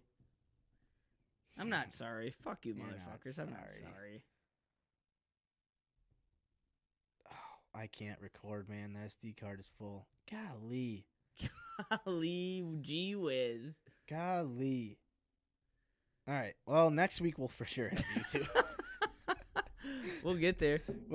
We'll get there consistently. Eventually, we'll have like the first 20 minutes on YouTube. So this is good chance this will be a train wreck. But my weekly goal was to write a hold us accountable rap. Yep. And I wrote a couple lines that I can't really go off. So okay, here's what we'll do. We'll do. So it sounds like you've got a little bit done. Yeah, and I probably won't even go. Okay, I probably won't. So this is what we're gonna do. How long do you have a beat that it's to? I have a beat. Okay, we are gonna if I can find it. You're gonna rap and just until the beat is done. So if you start and after 30 seconds you're like if it's a 3-minute beat you just gotta keep going for 3 minutes. You gotta freestyle. Just once the 3 minutes is up, you're done. Okay, how about this? Let's make it more interesting. I'm gonna give you. I have a playlist, an instrumental hip hop playlist, and I'm gonna give you my phone. Okay. And without listening to any of these, just by the name of the beat, you get to pick it. Oh, I have to rap. Oh, okay, yeah. Give me that phone. So, let me let all the listeners know I have nothing planned for this. This is all off the top of the head. Max is gonna pick a beat, and I have to rap. And do I have to rap about hold us accountable? Do I have to rap about certain things, or is I think okay. So what I have written down is it was a hold us accountable rap. Okay. So, yes, you have to rap about hold us accountable. Okay, well, it might not all be that. I'm going to try to find the longest instrumental I can find here. God, you're a dick. That's what happens when you win the cribbage game and drink too many IPAs. Max makes fun of you the whole fucking episode. I don't care about the IPAs. I care about you beating my ass in cribbage. No, I won't pick the longest. Ooh, 5 minutes. Yeah, maybe this one. 5 minutes. Ooh, 6 minutes. Maybe that one. Come on, no. Okay. No. We'll do a moderate one here. Let me. I want you guys to all know this is off the top of my head. I'm not a rapper. Oh no, here I like this one. It's not too long, not too short. Do you like the name? I like the name of it. That's why I'm picking it. Okay, ready? All right. Hold us accountable freestyle rap. From your boy K-Town, K-Wow. K-Town Pinna in the house. K-Town Pinna, K-Wow hitter. Everybody here knows he's a motherfucking spitter. Oh, this isn't the one I wanted. Hold on. Okay. That's not the one I wanted. I like my freestyle. Yeah, I was going to say, goddamn, I might not be doing that. All right, here we go.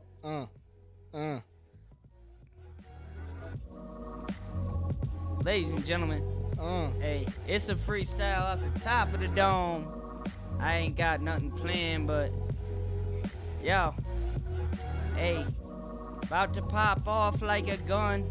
My first freestyle of 2021, like, hey, this the way that we go in the studio when I'm about to go flow. We like, hey, check it, hey, check it. Got the new table up in it. Hey, I'm feeling good, dog. That's the way I'm feeling. Just beat Max's ass inside cribbage. Hey, yo. Hey, hey, keep moving forward. That's what we do. Me and Max inside the goddamn stool was really nice. Feeling really cold like ice, but hey, hey, hey, hey. Let me feel it. Hey, hey. Can't have. This that IPA. Yo.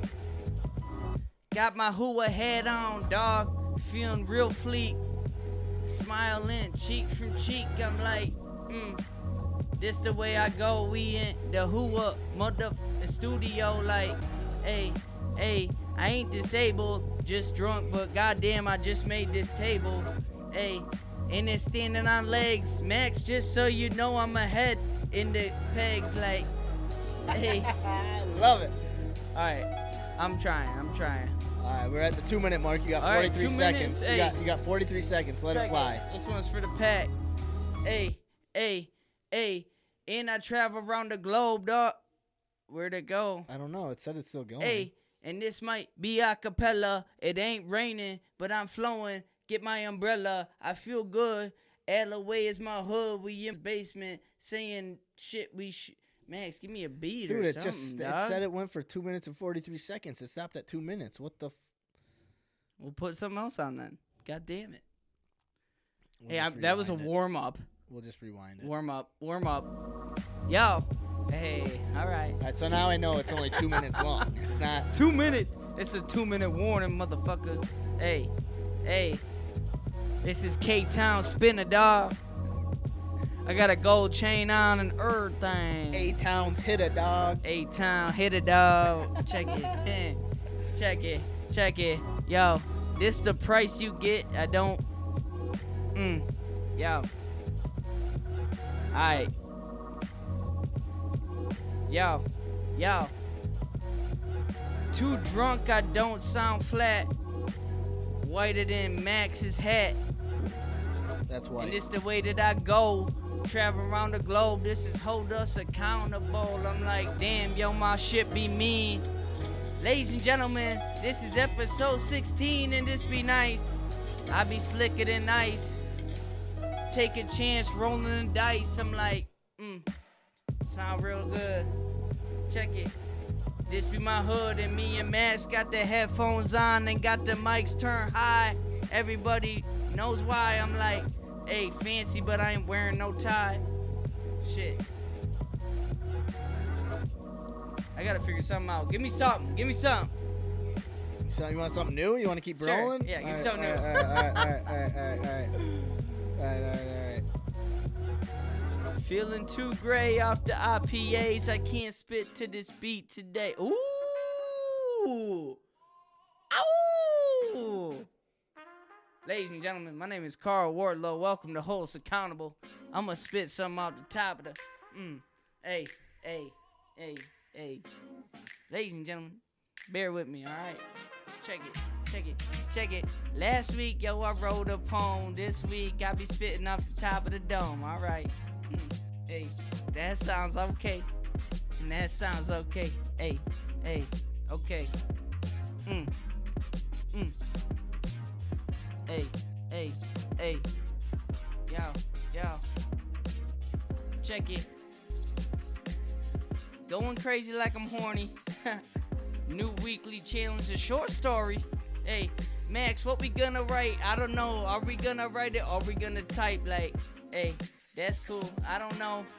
Last week I be writing a poem and now I'm writing a rap. I be lost, someone get me a map. Check it. Traveling around the globe, trying to help. Damn, Max. Dude, I don't know what's going on your phone right now. Something be faulty. I be spitting in the stew. It's me and Baldy. Check it. Hey. Shit's stuck right now. Shit. I ain't no klutz. Max said this phone be way too stuck, but it's that HUA shit. About to get real, about to keep it lit. I'm like, hey, Max got our merch on 0448. And if you want to put that shit on, better keep that goddamn shit straight. Max got a rope on his cap. and I'm ready to laugh. Hey, it's another beautiful day. I drank way too many fucking IPAs, and I be, hey, put that shit in the trunk. I got way too drunk. Now I'm writing a rap. Got lost, but I got no mat. All right, cool. I don't know what's going on your phone. What the fuck you? Dude, I don't know what happened. That was terrible. No, that wasn't bad. I mean, it wasn't great, but it wasn't.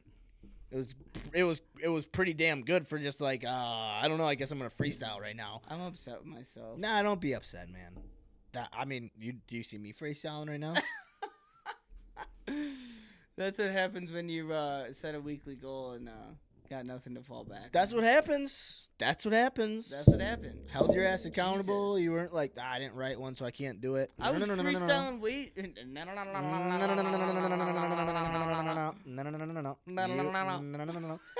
You How do you do it? Hey, I was freestyling way better before the show. Well, yeah, because you were Maybe loose. later in the show we can go back to this and you can like shoot me like categories. I want to fucking redeem myself. That was bullshit. Yeah. I'm better than that, people. Well. Come on. Yeah, you're better. You're such a fucking dick. You're such a dick. No, yeah, I'm better than that. I don't even think I got it. No, yeah, you put too much pressure on yourself, man. You tensed up. You got a little tight. I'm tight. I need my third set list, por favor, senor. Okay, well, when I'm on my third, then I get a redemption shot. I get one redemption shot at this rap thing. Yeah, right? Sure. Okay. Well, I don't care. And if I fail again, then Dude, you didn't fail, man. You did it. I failed. No, you didn't fail. What's our monkey's name? Jorgensen. I'm sorry, Jorgensen. Dude, you did not fail. Putting yourself out there, and it wasn't the way you wanted it to go. It's terrible. But, dude, you did it live. First of all, Yeah. We weren't like, we're not. I'm not gonna edit that out. That's staying. Please. No, yeah, with no video, I can probably edit that out if you want. Fuck that. That's live. We're keeping it. But no, that was fun. Dude, honestly, that was fun. Maybe like we incorporate a freestyle segment. Okay. Where we just can I at least read what I had initially? All right. Of course. And I'll read it like a poem. You can do whatever you want. Where are we going with this show? It's your I don't know, show, man. Who gives a fuck? It's your show. It's my show. It's your life. I'm just fucking living in it. Hey, man. So Max did. I put it on myself to write a rap. Yeah, I was gonna say I did not put that on you. No, that was Max all didn't even on say you. anything about it. So this is what I had. And I don't know why I didn't even read any of this. This is what I wrote. I was taking a shit during work on work hours today, right? Trying to write a rap for this show last minute. This is what I have. If you're gonna do it, then do it. Don't bring no excuses. Listen to the lessons that I teach within my music. Take a few notes, it's time to see what I mean. Pour a drink and relax for episode 16. So what we teaching, dog, I really have no clue. Just a couple drunk fuckers sitting up in the stew, spreading love and positivity, and that's what we preach. But first we better start with that beer of the week. Dude, why didn't you just read that? That was great. I don't know, actually. I kind of forgot that I wrote that. Dude, that was awesome. Thank you, bud. That was really good, man. I tried. You redeemed yourself right there. Like, what are you talking about? That was awesome, dude. Can't wait to read my short story. It's the best episode of my life. There was a guy named Rarl. He went to work for Doors. He took a shit and wrote a short story. This is the best episode. No. Okay, all right. Dude, honestly, the freestyle, yeah, I'm honestly, was it an amazing freestyle? No. No. But are you a professional rapper? No. No. Did you try? Yeah. Did you act like legitimately try? Yeah. Did you put yourself out there in front of like 10 people? Yeah. Like, shout out 10 people who listen to that. No, man. Good. Hey, Max, dude. Thank you. If you want to do this, where like every week you try a freestyle. Yeah, I'll do it. I'm in. And like Carl's freestyle segment. I'm in. Carl's freestyle. I'm doing at least one more today. All right. One more today. And if it sounds like shit, then you guys have to listen to it if you choose to. So yeah, I mean, dude, we just got another segment, more content for the show. It just keeps getting better. Well, okay, so we had the weekly challenges. For a monthly challenge, so we did a lot of waxing today and over the past weekend. So I was gonna look up some fun facts about waxing, like wood finishing wax. Not like like wood finishing wax, not like your pedicure waxes. Right. Not none of them bullshit. So wood finishing wax. Well, of course, my computer is gonna be doing this right now. Okay, so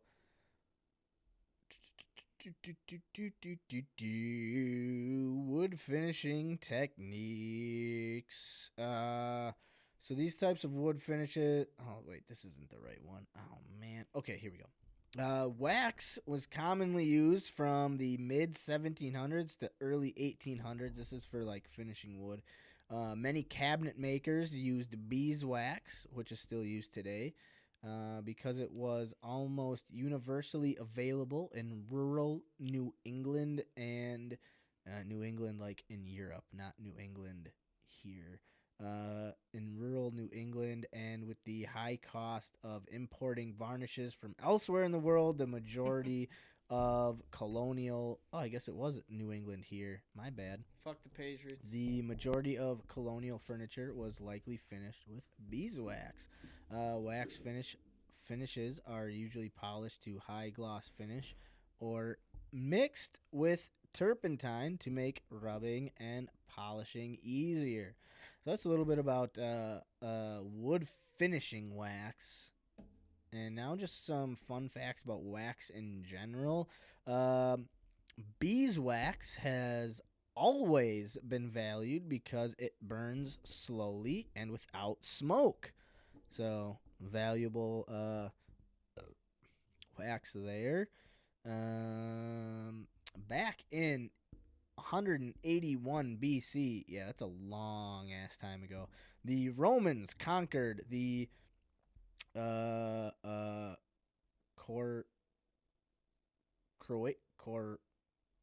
Croatians, and the Croatians, and taxed them 100,000 pounds of beeswax. Interesting there.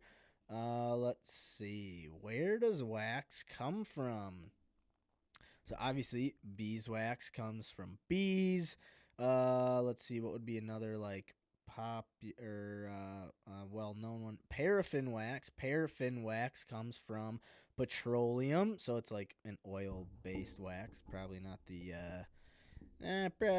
the best wax to be going with for the old environmental stuff here. It is a byproduct that is created when crude oil is refined. Paraffin waxes are made up of large, well-formed crystals.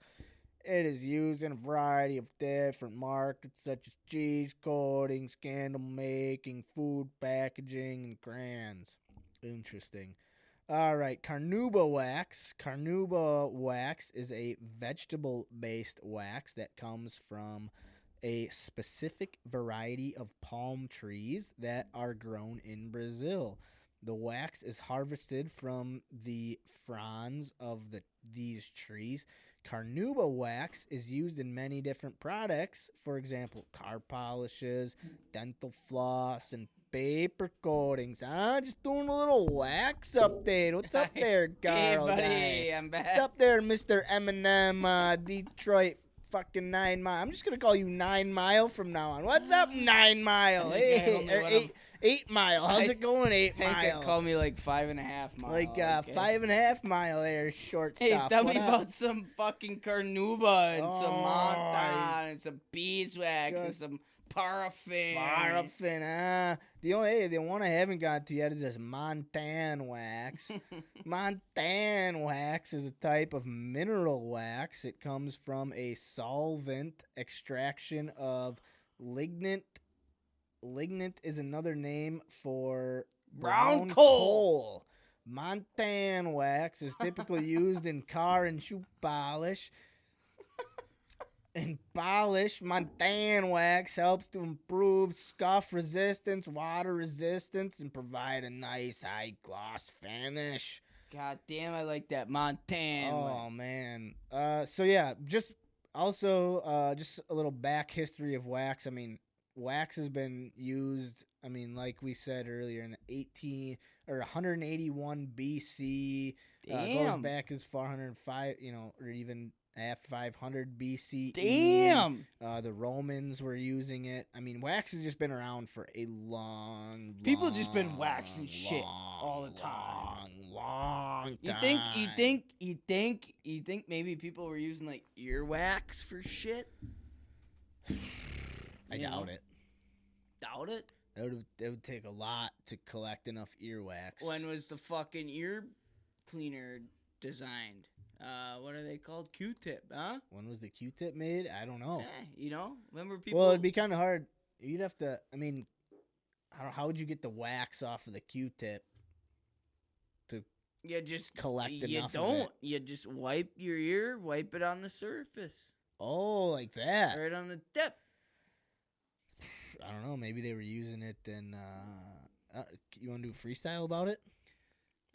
Give me an hour. Okay. Be there. Oh, shoots. All right. So that was our little wax segment there. Talked about some wax. No, that was one of our monthly challenges I was going to talk about doing. I was going to talk about a little wax. There really wasn't a lot of fun wax information. I'm not going to lie. It wasn't. We put some wax on the table. We let it dry. We wiped the fuck shit off till it was shiny. Yeah. So, I mean, there was not a lot of fun, interesting facts. It's wax. It's made from bees. It's made from plants. It's made from oil. You can use it as candles. You can put it on a table. I mean, you do what you want to do with the wax. Figure it out. It's nothing too crazy. Whoa, what was that? Don't mind me. All right. Anyway, you ready over there, guy? For what? I don't know. Yeah. What did you have? You said I got all excited for a quick second there. I'm sorry. You want me to explain the waxing process that we did for the table? Yeah, I heard you do that. No, yeah, sure. So our last process was waxing. And basically, what wax does on top of the poly and the epoxy and all that is it is another protective layer. And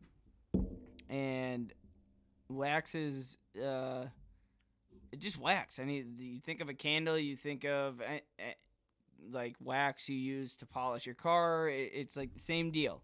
You get a can, it's a big can of wax, and you take a rag, you take a big old scoop of that wax, and you just layer your table. It's a pretty simple, boring process, I guess you could say, but you layer your table and you let that layer of wax sit until it hardens a bit, I guess. And so about 10-15 minutes, you let that wax sit on your table, and then you come with a rough rag and you wipe it down. And basically, you're just continuing that process probably 2 or 3 times or until you're satisfied. And that wax is basically putting another protective layer from liquids, from anything that's going to come in contact with that table. But it also brings out that shine. Yeah. Also makes it really, really pop. So today, me and Max, we wax it once. Let it dry, then we wiped it down with rags, and then we wiped our whole table. We sanded it all with a 800 grit sandpaper, which is very, very fine. And once we were done doing that, we waxed it again. And then we sanded our table down with a 1500 grit sandpaper, which is basically very, very, very, very fine sandpaper. And after that, wax it again. And then after that, we sanded it with a 3000 grit sandpaper, which is basically just taking a piece of printer paper and wiping it. Yeah. And after we did that, then we waxed it one more time and wiped it down with a rag, and then we just wiped the whole table down with a paper grocery bag, just a brown paper bag, which is like the finest sandpaper you can find. And that basically just brings out the shine in the table, and that was it.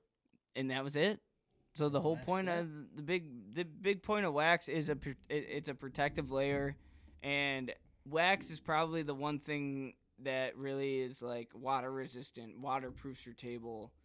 Because I mean, you take a glass of water, you pour it on a candle, a big wax candle, it's gonna beat up. It's not gonna seep into that wax. It's right.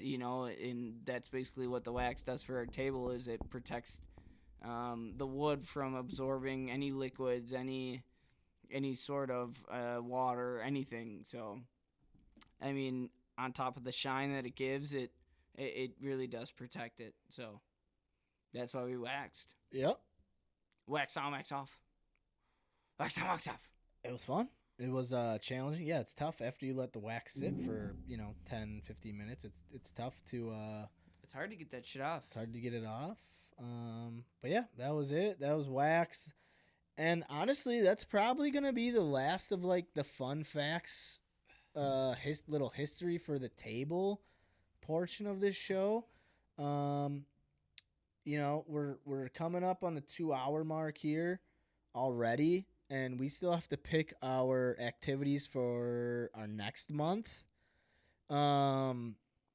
Do you think, I know coming into the show, we talked about we wanted to pick the activities during this show, but I know what I want to do. Do you have any ideas of what you want to do? I have, like, 2 certain ideas, like, in mind. Okay. But I honestly would rather, like, get a random pick. Do a random pick? Okay. I mean, like, you don't have to do that, but, like, for me, like, I would, because I don't know, like, I don't like just sitting here and been, like, picking and choosing. Like, I like, with the weekly challenge, I like just getting something thrown at me and, like, all right, well, this is what you're doing. Okay. Well, here's the thing, though. I mean, eventually, you're going to have to pick something. Well, yeah. I mean, not just for the show, but, like in general, like at some point in our lives, we all are going to have to say, we're not going to have dice being rolled for us. Yeah. So in a way, for me, the weekly challenges are like those little things that we just random things, that fun things we get to do for ourselves. But these weekly or these monthly challenges are not, yes, sure, some of them are fun, shoe coloring, but like, all right, here, I'll tell you my idea. So I'm going, so this is your pick.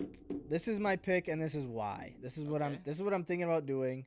So this is Max's new. This is a new monthly challenge. This is big. It's big time. Yeah. So what I'm gonna do? So I am actually taking a trip to San Diego next week. It is completely random. Last year I was supposed to go to Las Vegas in March for the March Madness basketball tournaments. And due to, just COVID and everything going on, I had to cancel my trip to Vegas. So the airline said, well, you have X amount of time to plan to spend your plane ticket credits. If you don't spend your plane ticket credits in this amount of time, they will just go away. So push came to shove, and, I couldn't get things lined back up with my buddies who I was planning on taking the original trip with, and I had to plan a trip just on my own. So I'm going to San Diego for like 4 days and 3 nights. In a beautiful Airbnb. Oh, yeah. Airbnb. Beautiful Airbnb. I can't wait. I mean, I'm excited, but it just, so I'm going to leave next Monday night. So we could record an episode Sunday. Oh, the shit, 17th, yeah. Or I kind of would like to wait till you get back. Just get back? Okay, so that would be like January 25th. Yeah. Yeah, so that wouldn't be for like almost 2 weeks. Well, we could do Sunday too. I don't know. Sunday. But yeah, so we'll see. We'll see. But so basically that whole thing is going into after like the holidays, Christmas, New Year's, I'm going on my own vacation. When I get back, I want to do the carnivore challenge. Carnivore challenge. I want to do the carnivore challenge. So I'm going to go I'm going to be doing the carnivore challenge when I get back. I don't think I'm going to be doing it like on the weekends. I think I'm going to eat like fruit. Okay. Or like one day a week I'll eat. So can you like fruit? Explain to the people who don't know exactly what that is? Yep. So I will only be eating meat for a month. And you've done this before. I've done it before. It was about 3 weeks.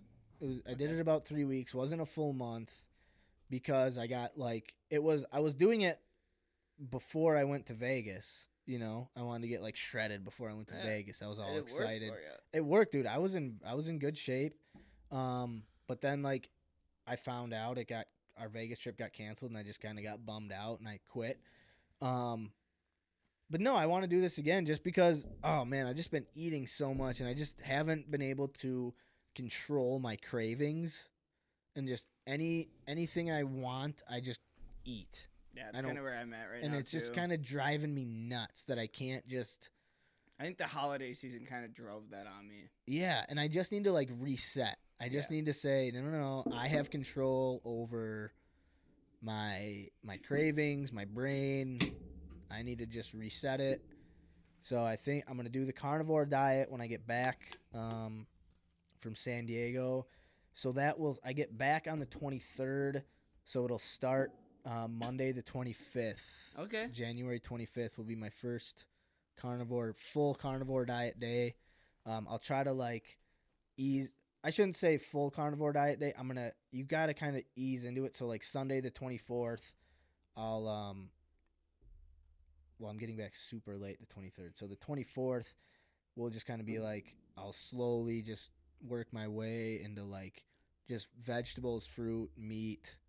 And then Monday, little less vegetables and fruit, mainly meat, and then be fully into it. So yeah, so once you're fully into it, so all you're eating is meat. So it's all I'm eating. So a true carnivore diet is water, black coffee, meat, any animal product. So eggs are okay. Like dairy, milk, cheese. Actually, okay, not any animal product. Any carnivore diet's meat. So just technically eggs are okay, but other than that, it's meat. Okay. You can have a little bit of salt, no sauces, nothing else. I'm not going that extreme. I did that for 3 weeks, and it just wasn't.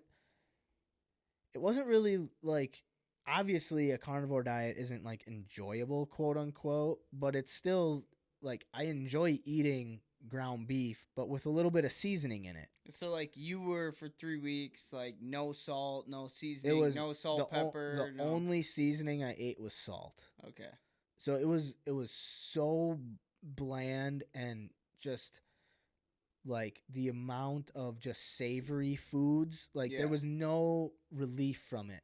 So I think I have to, for me to be able to do this for a little bit longer, I'm going to have to incorporate some different spices instead of just nothing. I was eating just hard-boiled eggs and just I made meatballs, but there was nothing in them. It was just balls of ground beef that were cooked in the oven. It wasn't no salt. It was pepper. There was no salt, pepper. It was just balls of ground beef that I made into balls with my hand, and then put them on a pan and cooked them in the oven. And it was and eggs for breakfast every morning. But I did eat pork chops, and you eat pork belly, which is just super thick bacon. Yeah. So like, well, do you get cheat days? Like eat pork rinds, or like you Yeah, said pork rinds are last cool. time you did this, like your cheat days would you would drink like, uh,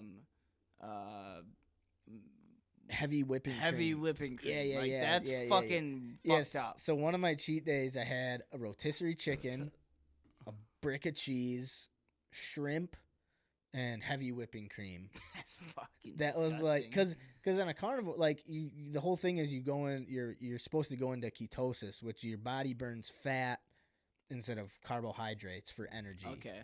So that's the whole thing. You're supposed to eat a lot of fat.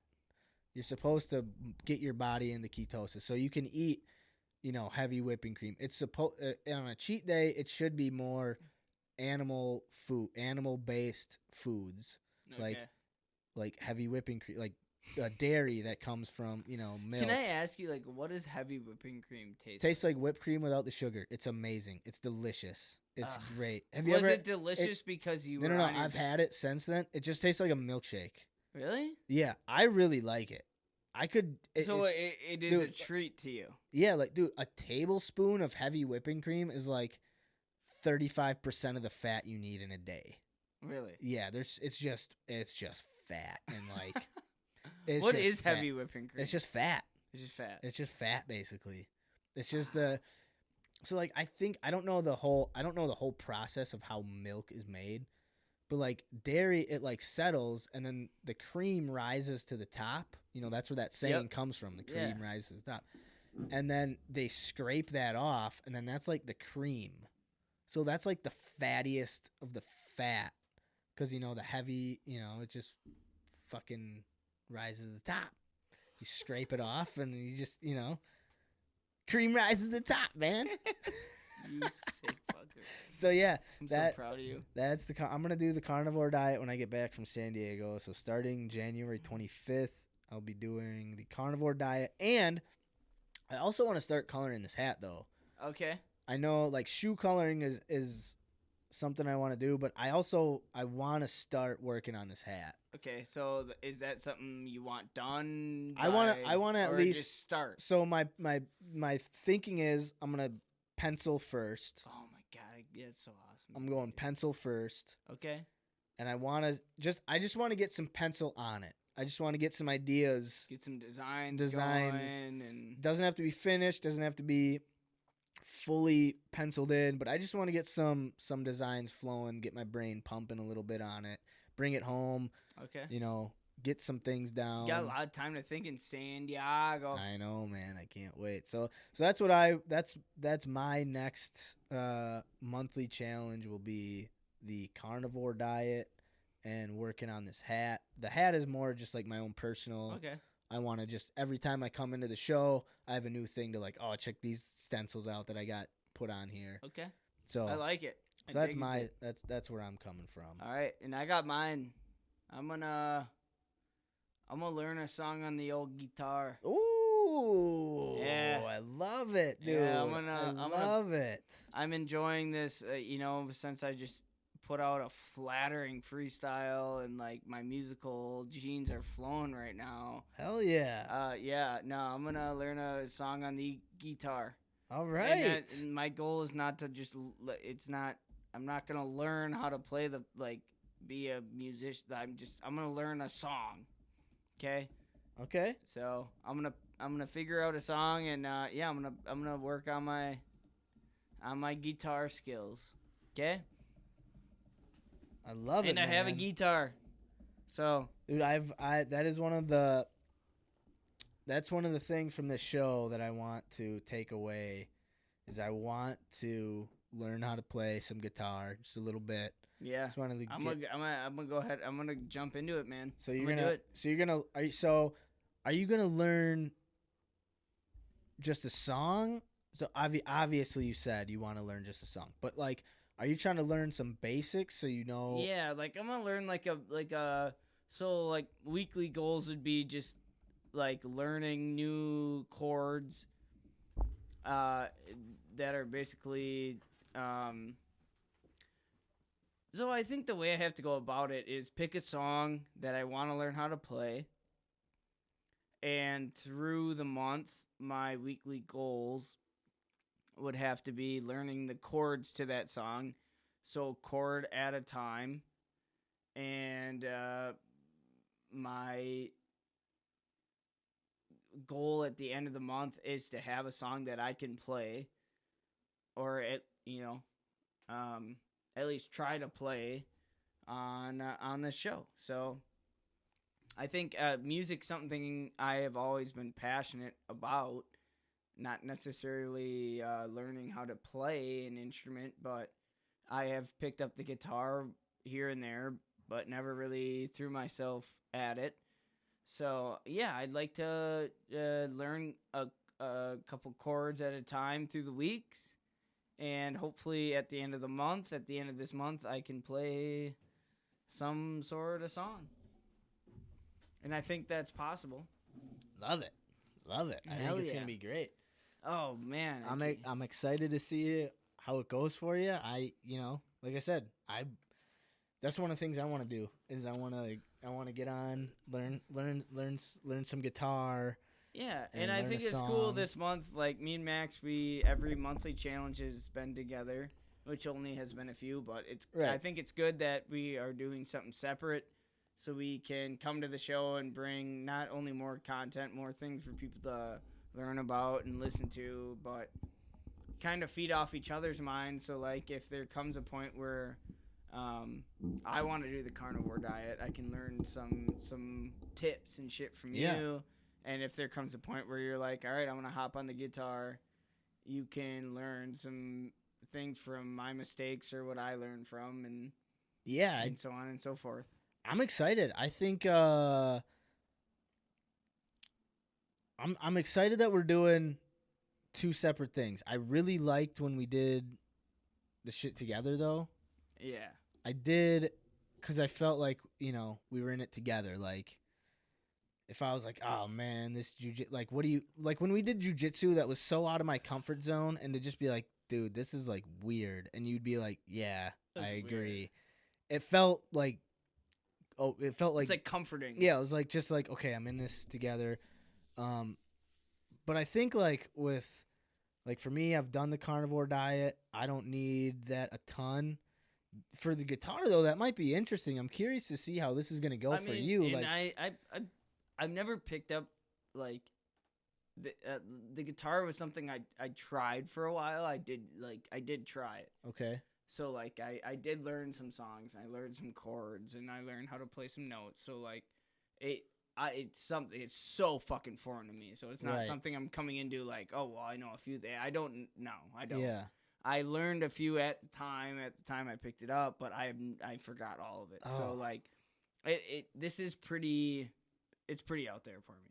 Dude, I can't wait for this. This is gonna be fun to just come in and like we're both pick each other's brains about like our processes and what we're doing. Yeah. Because like I said, it's been fun to come on and talk about the same things and give our perspectives and our experiences, just two different sides of it. Yeah. But to be doing completely different things. I mean, you're doing instrumental stuff. I'm doing musical stuff. I'm doing like weird diet stuff. Like, it's gonna be so cool to just gonna bring a different aspect to the show where like we can really spread out what we're talking about. And I feel like, dude, we've been doing this for a while, but we haven't hit this dynamic yet. No, we're both doing different things. This is super new. And we can't feed off each other to kind of like get better at something. Right. It's like this is strictly us coming onto the show and explaining to each other what we've learned, and like it's going to be foreign to both of us because, like, you're going to be talking about your challenges with the carnivore diet, and I'm going to be like, well, I don't fucking know what that feels like. I remember when I did it the first time, the first week, dude, all I could think about was sugar and bread. Holy shoots. All I could think about was donuts. Oh, dude, a good glazer. Dude, for like a week and a half, every morning, I was like, so at the end of this month, when you're done with your, I'll bring a fucking case of donuts in, and we'll see how many. Okay, I can't do donuts Well, I'm saying like when you're Well, done. no. Well, I'll tell you this. Okay. When I was done with my carnivore diet the last time, I did donuts, and I had a buddy living with me, which was an experience. He was a little bit off his rocker at the time, and I brought home a bunch of donuts because I was like, dude, I just finished the carnivore diet. Like, let's enjoy some donuts. And I was like, hey, just don't touch like these two. These ones are mine, but all the other ones, like, I got a whole big case of donuts. I was just like, all the other ones, free game for you. Eat as many as you want. And then, like, later that day, he, like, ate both the donuts I told him not to touch. Were you pissed? I was so pissed. I was like, I'd let my buddy come and stay at my apartment. I'd given him my clothes. I'd bought him food. I'd bought him all this shit. I was like, hey, just don't touch these 2 donuts. And he ate them both. So no donuts. So I'm not gonna do donuts after the carnivore diet. I'm gonna do something else. I won't eat your 2 donuts if you want. No. It's man. It's just weird memories, But that's the only food I can think of that's like sugar and bread and just like combines them both perfectly. Do you like filled donuts, like glazed? Dude, like if it's got sugar in it, I'll probably really enjoy it. I hate custard. I love sugar. I'm addicted to sugar. I hate custard-filled donuts. I'll eat a custard-filled donut. I hate them. Quicker than you can say custard-filled donut. Jelly-filled, like, I hate them. Love a good jelly-filled donut. And it's not like that I necessarily hate, like, the custard or the jelly. It's just, like... the combination of the two? Too much in one. Oh. I like a glazed donut. Like, squeeze it all over me. Rub it in. What was that donut company that got Krispy Kreme? Oh, I see. I'm not the biggest. They're good. Bucks with Krispy Kreme. I really enjoy them. A good glazed Krispy Kreme donut on a Sunday morning with a glass of milk. Oh, I mean, I enjoy them, but okay, give me a good. Get you a good creamy filled, filled donut. Give me a good Long John filled with, covered with sprinkles and a little custard filling in the middle. Tommy would just enjoy that together. A little nice cup of coffee. So we talked about our new monthly challenges. This episode. Hey, Tom. Awesome. Hey, Tom. Yeah. So we talked about Max that. is gonna eat custard-filled cum donuts for a month, and Max is doing the carnivore diet. I'm gonna be a T-Rex. He's gonna be eating straight meat for a month, getting cut, getting ripped, and I'm gonna be learning a little guitar. Play the guitar. Maybe we flip-flop the next month. I play guitar, you do the carnivore diet. Yeah, I'll try. Talk about it. We got a long ways to go. Ladies and gentlemen. We are done with this fucking table. We are on to new challenges, bigger, better things. I'm a little drunk. Yeah, Max is here. And I'm ready. I'm good to go, man. I'm going to move on. And we're going to move on. We got the new god dang challenge of the month. Monthly challenge. Up and running. Wait, hold on. Before we transition, hold on 1 second. I'm not doing nothing. There is one thing I need to do. Okay. This is going to be a part of my weekly challenge. Monthly or weekly? Weekly, because I need to do this. Our buddy podcast over at Brutal, Wisconsin. Yeah, get that going. We've been talking about doing this Christmas thing since Christmas. Where our buddies at Brutal, Wisconsin reached out to us and said, hey, we would love to buy you guys a bottle of booze for Christmas. And we said, beautiful. We'll send you guys some of our favorite beers that we've had on the show so far. Hell yeah. So we went out and we bought them 3 of our favorite beers that we've had so far. We got Hopalicious, Happy Place, and Hazy Day IPA. We have them bought. We just have to package them up and send them. So I got to do that. I got to package them up and send them out. Yeah. I got to do that. They've been just sitting in my fridge for like 2 weeks now. Couple of Hazy Day IPA. So I got to hold myself accountable to to treating our buddy podcast over at Brutal Wisconsin right. Making sure they get their Brutaus, their Tharskis. A couple of Tharskis, man. The way. God damn it. I'm sorry, you guys. Jiminy Crickets. So sending Brutal, Wisco, a little baby, their Christmas beer. So again, I shout out to Brutal Wisconsin. If anyone is just loves the state of Wisconsin and all things Wisconsin and fun facts and different little stories. I mean, they got ghost stories. They go political. They got like some true crime stuff. They got wives' tales. They got everything Wisconsin. They do a great job researching and just really hitting home on making sure they get the facts right to their listeners. So shout out to Brutal Wisconsin. We're getting you guys your beer. It's coming shortly here, so just hold on tight with us. We haven't received the booze yet, so I'm not feeling any pressure. Yeah, if we had that bottle of rum on the table, then I'd feel a little bad, but we don't. We don't. So yeah, shout out to Brutal Wisconsin. They are a great podcast and good buddies of ours, and we are excited to receive a bottle of rum from them, and we are excited to send them some of our favorite beers.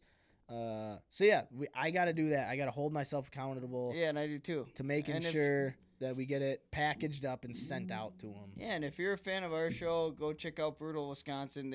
They do good work. They're spreading fun history, fun facts, fun stories about just the state of Wisconsin. If you're a Wisconsinite, go check them out. Yeah, man. They got awesome stories. They're fun dudes. They're good dudes. Great podcast and even better guys. So go check out Brutal Wisconsin. All right, let's move on. We've asked enough D of other podcasts, so let's change it up here. What do we got? We got a joke of the week. Let's do a joke of the week. We got a joke of the week going, and then jump into a little bit of backer talk. Bob. Ladies and gentlemen, this is episode 16. This is the joke of the motherfucking week. Hey, and I haven't even read this joke. You haven't read it yet? Cold, hot off the presses? Hot off the presses. I've been focusing on my IPAs more than my jokes, apparently. So, ladies and gentlemen, this is episode 16, joke of the week. Hearing it for the first time, as long as, and so am I. So, here we go. One day, little Johnny saw his grandpa smoking his cigarettes. Oh, I already told this joke, actually. You did. God damn it. All right, we'll move to the next joke. Little Johnny was eating dinner with his family. His mother went around the table and asked, "Mark, what would you like to eat?" Mark said, "Like some fucking potatoes." Smack! Mother slapped Mark. She then asked Susie, "What would you like to eat?" "Well, I'd like some fucking potatoes," said Susie. Smack! The mother slapped Susie. "Okay, Johnny, what would you like to eat?" "Well, I sure as hell don't want no fucking potatoes." Ladies and gentlemen, that's the goddamn joke of the week. Oh, golly. Little Johnny never gets old, man. He always gets out of his shit. Dude. Man, we've talked about our table. We've talked about our hats. We've talked about the beer of the week. We've talked about our show. We've talked about what we're doing next month. We've talked about our cribbage game. We're writing short stories. We've talked about a lot of things. What's left? But one of the things we haven't really dived too far into is those gosh damn Green Bay Packers that are on their way. Ladies and gentlemen, we got the first seed playing the Rams at Lambeau Field on Saturday, 3:25 p.m. This is Host Accountable. We're going to do a little Packer talk. My name is Karel. I'm drunk. I'm with Max. We're going to talk Pack. My name is Max. I'm not drunk. I'm just hanging out. I'm sorry. I'm having a great time. No, dude, I think it's awesome. I'm not that drunk. Don't be sorry. Don't ever be sorry. Packer talk, man. Here we are, playoffs. We're ending the show. When we talk next, we might talk Sunday the day after the game. This is a scary fucking thought. We could be talking NFC Championship next week. I mean, and depending on when I get back from Vegas, we might be talking about post NFC Championship game. I'm just saying, man. What's post NFC? Super Bowl? Super Bowl, man. Oh, shit. We might be talking Super Bowl. What are your thoughts? So last week we came in, we didn't know who we were going to play. Now that we're playing the Rams, what do you think? What are your ups? What are your downs? All right. Here we go. My initial thoughts. Let me give you my very first initial thoughts on how everything shook out was favorable for the Packers, okay? So when the Rams beat the Seahawks, I mean, it was either we're playing the Rams or the Bears, basically. And as much as I would you rather play the Rams or the Tampa Bay Buccaneers? It's a fucking horse apiece to me, guy. Give me the Rams. Because Tom Brady don't have a broken thumb. I guess you're right, man. And Tom Brady's Tom Brady at the end of the day. But the Buccaneers don't have Aaron Donald. So I don't know. Well, they will have Aaron Donald.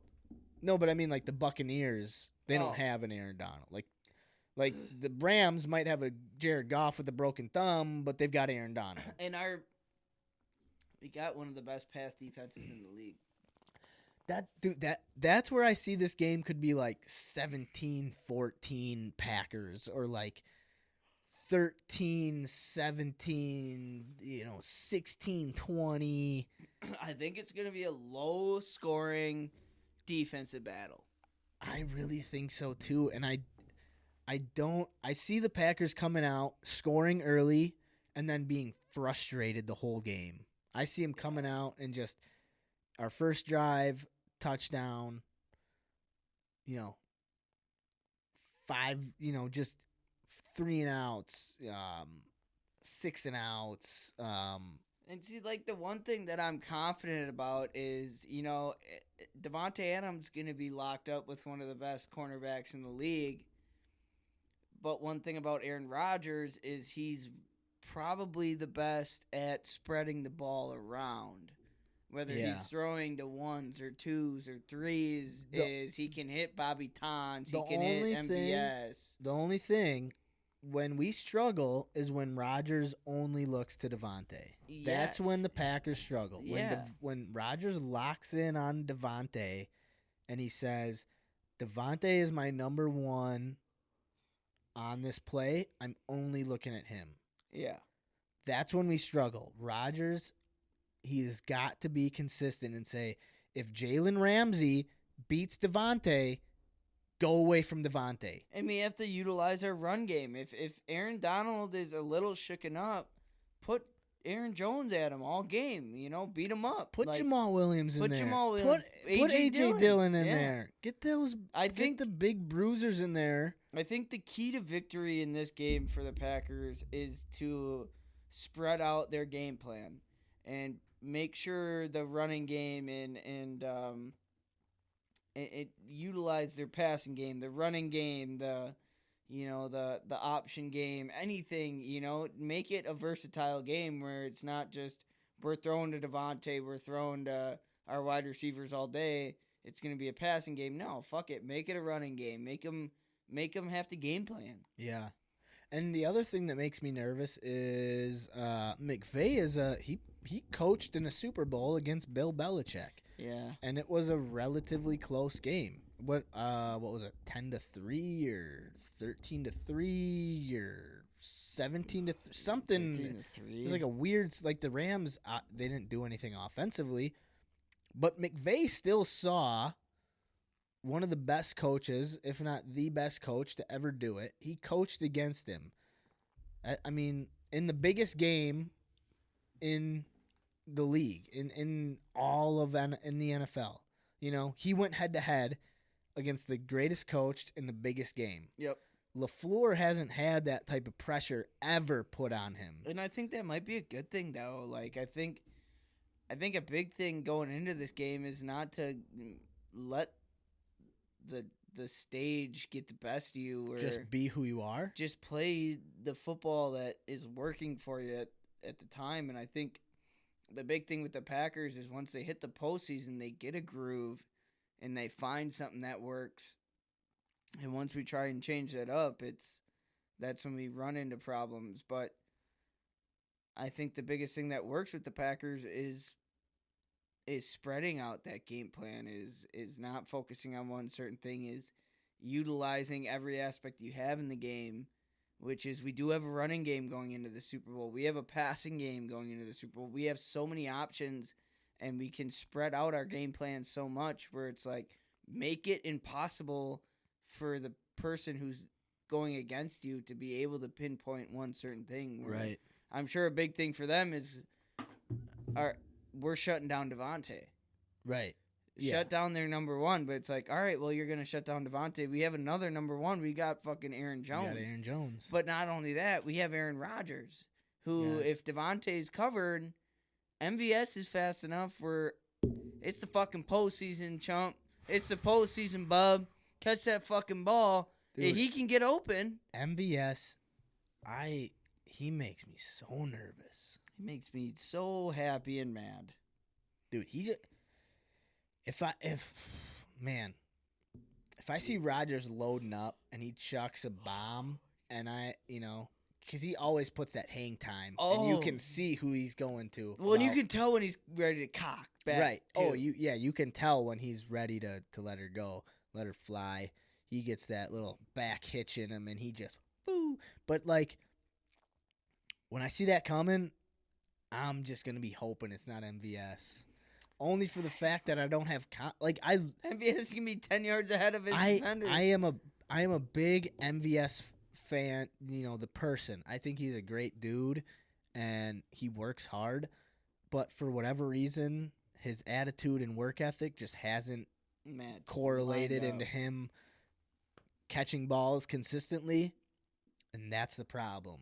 Yeah, and at the end of the day, no matter how much you like a human in the NFL, like you said last week, you're paid to make those fucking catches, man. You can't drop catches like you dropped last week. And if we're in the postseason, and if you drop a pass like that, sit your ass on the bench, man. If he goes up and he's trying to high point a ball and the cornerback is also trying to high point the ball and you're going up and you're trying to make a play and the ball hits you in the hands, but the cornerback comes in and just, makes a good play and nudges you a little bit, throws you off. You don't catch the ball, damn, you should have caught it, but, great play by the cornerback. Let's go back and let's do it again, a quarter from now. Let's give it a shot. But when you're wide open... Oh, my God. Dude. When you're wide open in stride, and the ball hits you in stride, as perfect of a throw as a 37-year-old man can throw a 12-inch pigskin, you gotta catch it. And it's like, I'm not saying, fuck him or he's a piece of shit or anything like that. But all I'm saying is that when that is what you are being paid... I mean, I don't know what his salary is. A couple $100,000, a couple mil. Probably a couple mil. Couple mil. To just run fast and be wide open all the time. Be wide open and catch it. Just catch the ball, man. Just catch the ball, man. He should have had 2 big tutties last week. Just catch it, man. And if it's postseason, you drop a play like that, get him out of the game. And here's the other thing. It's like, dude, you want to be not only just because, okay, if you go down as a Packer legend, I mean, that means more than being a LA Charger legend. Yeah, being a Packer Hall of Famer, being a Packer legend, but it can also go the other way. If you're a Packer legend, like Brandon Bostic, That dude will never be welcome back in Green Bay ever. I'm sure he's a good dude, a good person, a good human being. You fumble a goddamn fucking kickoff. That wasn't even your ball to get. You're supposed to block on the play. Get the fuck out of town. No one in Green Bay will ever want to see you. I didn't even think about him until you mentioned him. Now. I don't. It's not like I never want to see Brandon Bostic because I think he's a bad person. I just don't come to Green Bay. Just sorry. Don't come back here, man. Just don't. Not because you're gonna get hurt or someone's gonna do something to you, but nobody wants you here. Just nobody wants you here. We live in an environment and we grew up on a team where we have very high expectations for the people that roll with our squad. Yeah, we're a championship football team, and that's what we will continue to be with Aaron Rodgers under our gun.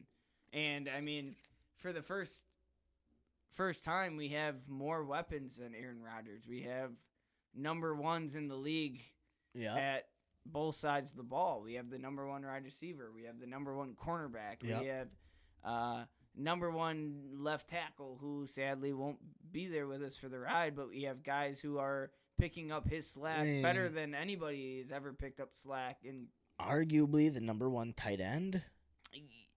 Yeah. Top 5 running back. I'll put Bobby Tom in. I'd like to put him number 1. Travis Kelce. I mean, it's hard to put him above him, but stat wise, yeah, he's number 1. Well, yeah. I mean, Kelce had 100 catches. Kelce put up wide receiver numbers. He put up 11 touchdowns. How many did Kelce have? I'll look it up. I mean.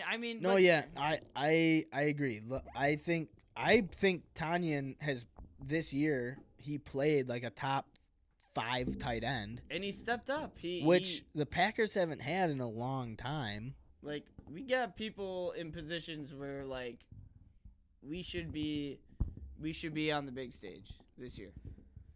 And, dude, at the end of the day, I just... If the Packers win the Super Bowl, what are we doing? Oh, my, I can't. Travis Kelce is tied with Bobby Todd. For touchdowns? 11? 11 touchdowns. Ooh, how many yards do they have? Let me look. I'm really bad at my stats sometimes. All right, 2020, 1,400 yards and 11 tutties. Let me look up Big Bobby Todd. 1,400? 1,416 yards, 11 touchdowns, 13.5 yards.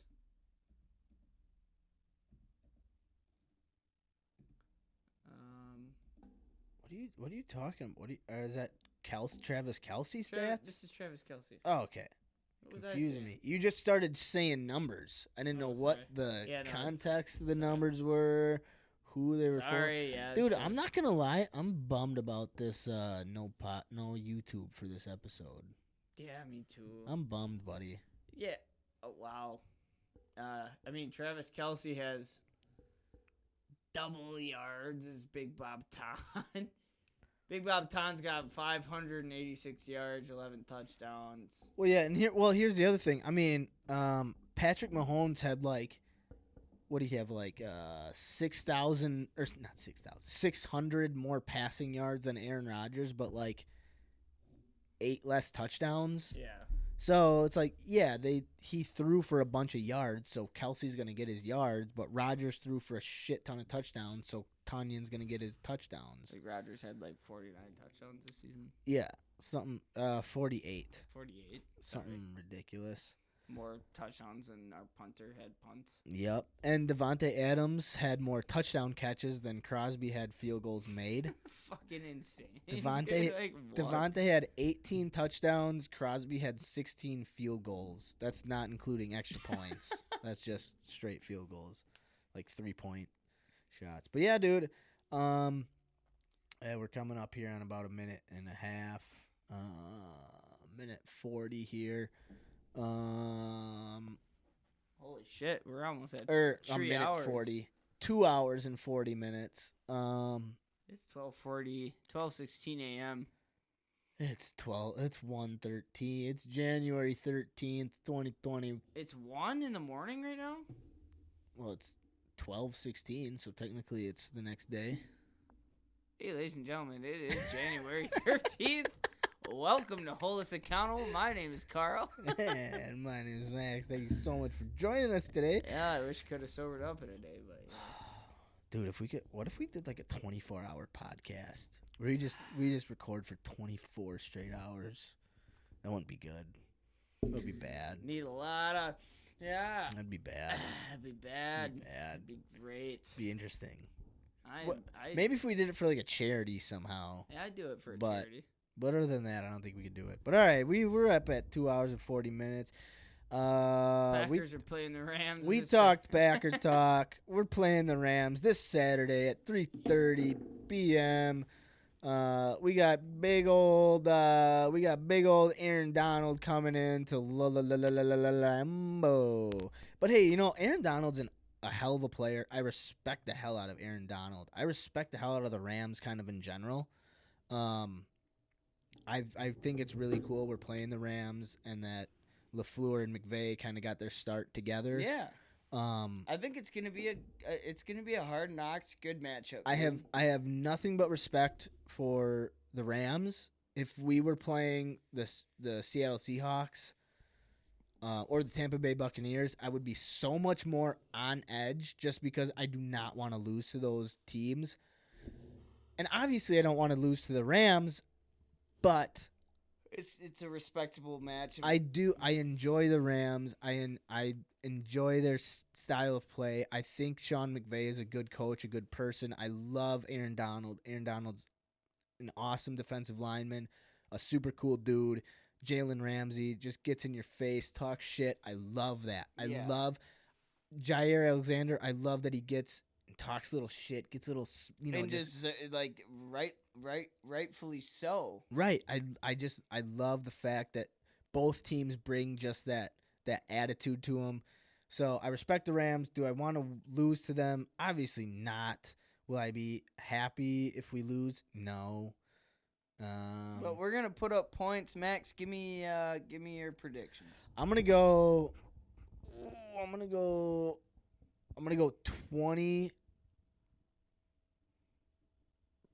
2018 Pack Rams.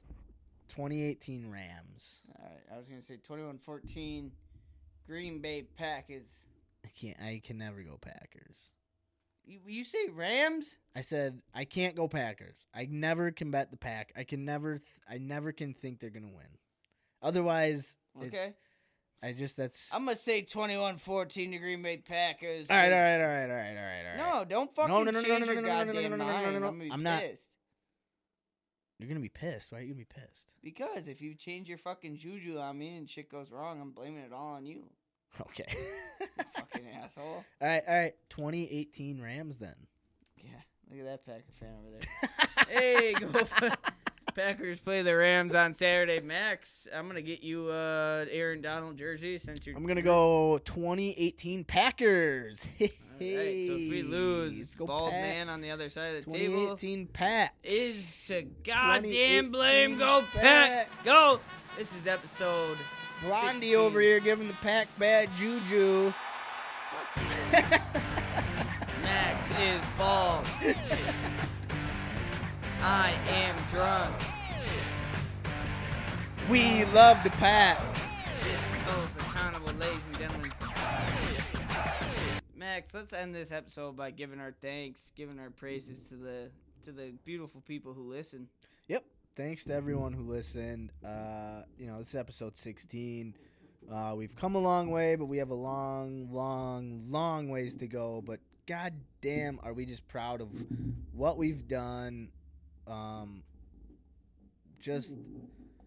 We put in work, man. Like, we haven't really stopped. Like, we never really put it on pause. We may just take a break for a day or two, but it's never just like we're done. I don't know if that makes sense to anyone, if that rings true to anyone. But there's so many times in my life where I've just kind of said, we started it, we gave it a shot, like we'll get back to it eventually. And you never get back to it. But we recognize the fact that this is something we can do to better ourselves. First and foremost, we have to better ourselves. And then we can start focusing on helping some other people. And I think we're getting to the point where we're bettering ourselves, we're figuring it out. We hope other people will see the value in this, either A, for themselves, or just B, for entertainment value. Yeah, man. If anyone just needs a little bit of extra motivation, they want to try some new things but don't know how to get started, hit us up, Facebook, Instagram, now YouTube. I know this episode didn't go too well, and we're probably not going to be on YouTube for this one, but the channel is still out there. You can go subscribe on it, comment on some stuff, whatever. We're going to get it figured out. It's just kind of preliminaries. We did it because my freestyle was so dog shit that I didn't put it on. No, that dude, your freestyle's staying. We're not cutting that out. I know. I'm not cutting anything out. I know. We're not editing anything out. I think the only things that we said a few times, well, we won't say it at the end, but we're good, man. What did we say? Oh, we just said grandpa a few times, but other than that, fuck. Sorry. Love you, I think Grandpa. we're all right. I think he knows we just appreciate the space that he's given us and the opportunity. But yeah, we're gonna keep coming, dude. We're not done. We're far from done. We got the table in. Yeah, we got new. Give me some of your give me. I've been speaking here for the past 2 minutes here. I appreciate that. What do you gotta say? We finished a challenge to the bones. We got it. It's in place. We got new challenges up and coming, and we're gonna strive to just talking to that mic a little bit. Am I quiet? Yeah, your pop filter's off the mic. There we go. We got new challenges up and coming. Yeah, we finished the table. We are proud of this fucking table. And we got new monthly challenges, new things to talk about, new things to be excited about, especially to be excited about this goddamn pack game. But we're here, man. We're here for you guys. We're here for anybody who's listening, and we won't go anywhere.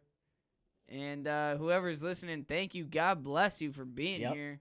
And the show's just going to get more exciting, man. And more exciting? Hopefully even longer. We're pushing 3 hours. Hopefully we start pushing 4 hours. Holy fuck, man. I don't think we ever hit 3 hours. But yeah. I tell you what, I will ease up on the IPAs before next episode.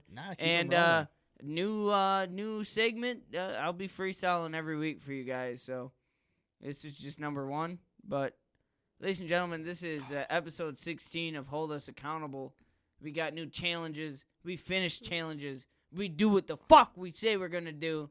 This is me and Max. Hold us accountable. We got cribbage coming up. We got Karel's freestyle. We got Karel playing guitar. We got Max doing the carnivore diet. We got so much more coming up. Hey, but Max, importantly, I'm winning the cribbage game. Just so you know. Yeah, you're Here up. are the You're top up search by, results. Oh, hey, thanks, Big B. You're up by by 3. Last week you were up by 2 points. Now you're up by 3 points. It's not a good way to end the show for Ladies me, and gentlemen. But I'm winning cribbage. This has been episode 16 of Hold Us Accountable. Man, it's been a good, fun show, a celebratory show. I gotta sober up. I gotta work in about 5 hours. So, ladies and gentlemen, we finished the goddamn table. Episode 16 in the books. Love y'all. Peace. Hey. Love. Be nice. Treat everyone with respect out there. We love y'all. It's a new year. Spread some love, motherfuckers. Discuss the problems and figure out ways to solve them, and challenge the listeners to get up out of their comfort zone. Try some shit they ain't done before. This is Hold Us Accountable. Yeah, this is Hold Us Accountable. Yeah, this is Hold Us Accountable.